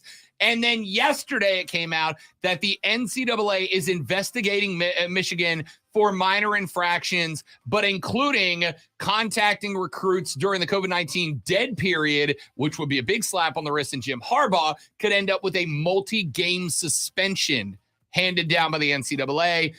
Suspensions coming down the line does make it a little more attractive to go to the league. So we'll see. We'll break that down on the Views from Mid Street podcast. Lonzo and I will be recording that here in a half hour. It should drop to you in the next few hours.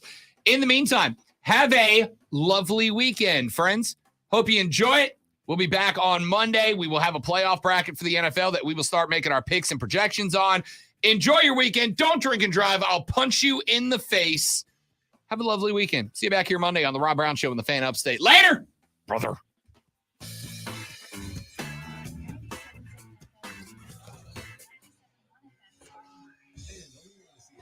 All right, dudes and dudettes, thank you guys very, very much for hanging out with us every single day. We appreciate it, and we will see all of you lovely people back here on Monday. Don't work too hard. See you then. Goodbye.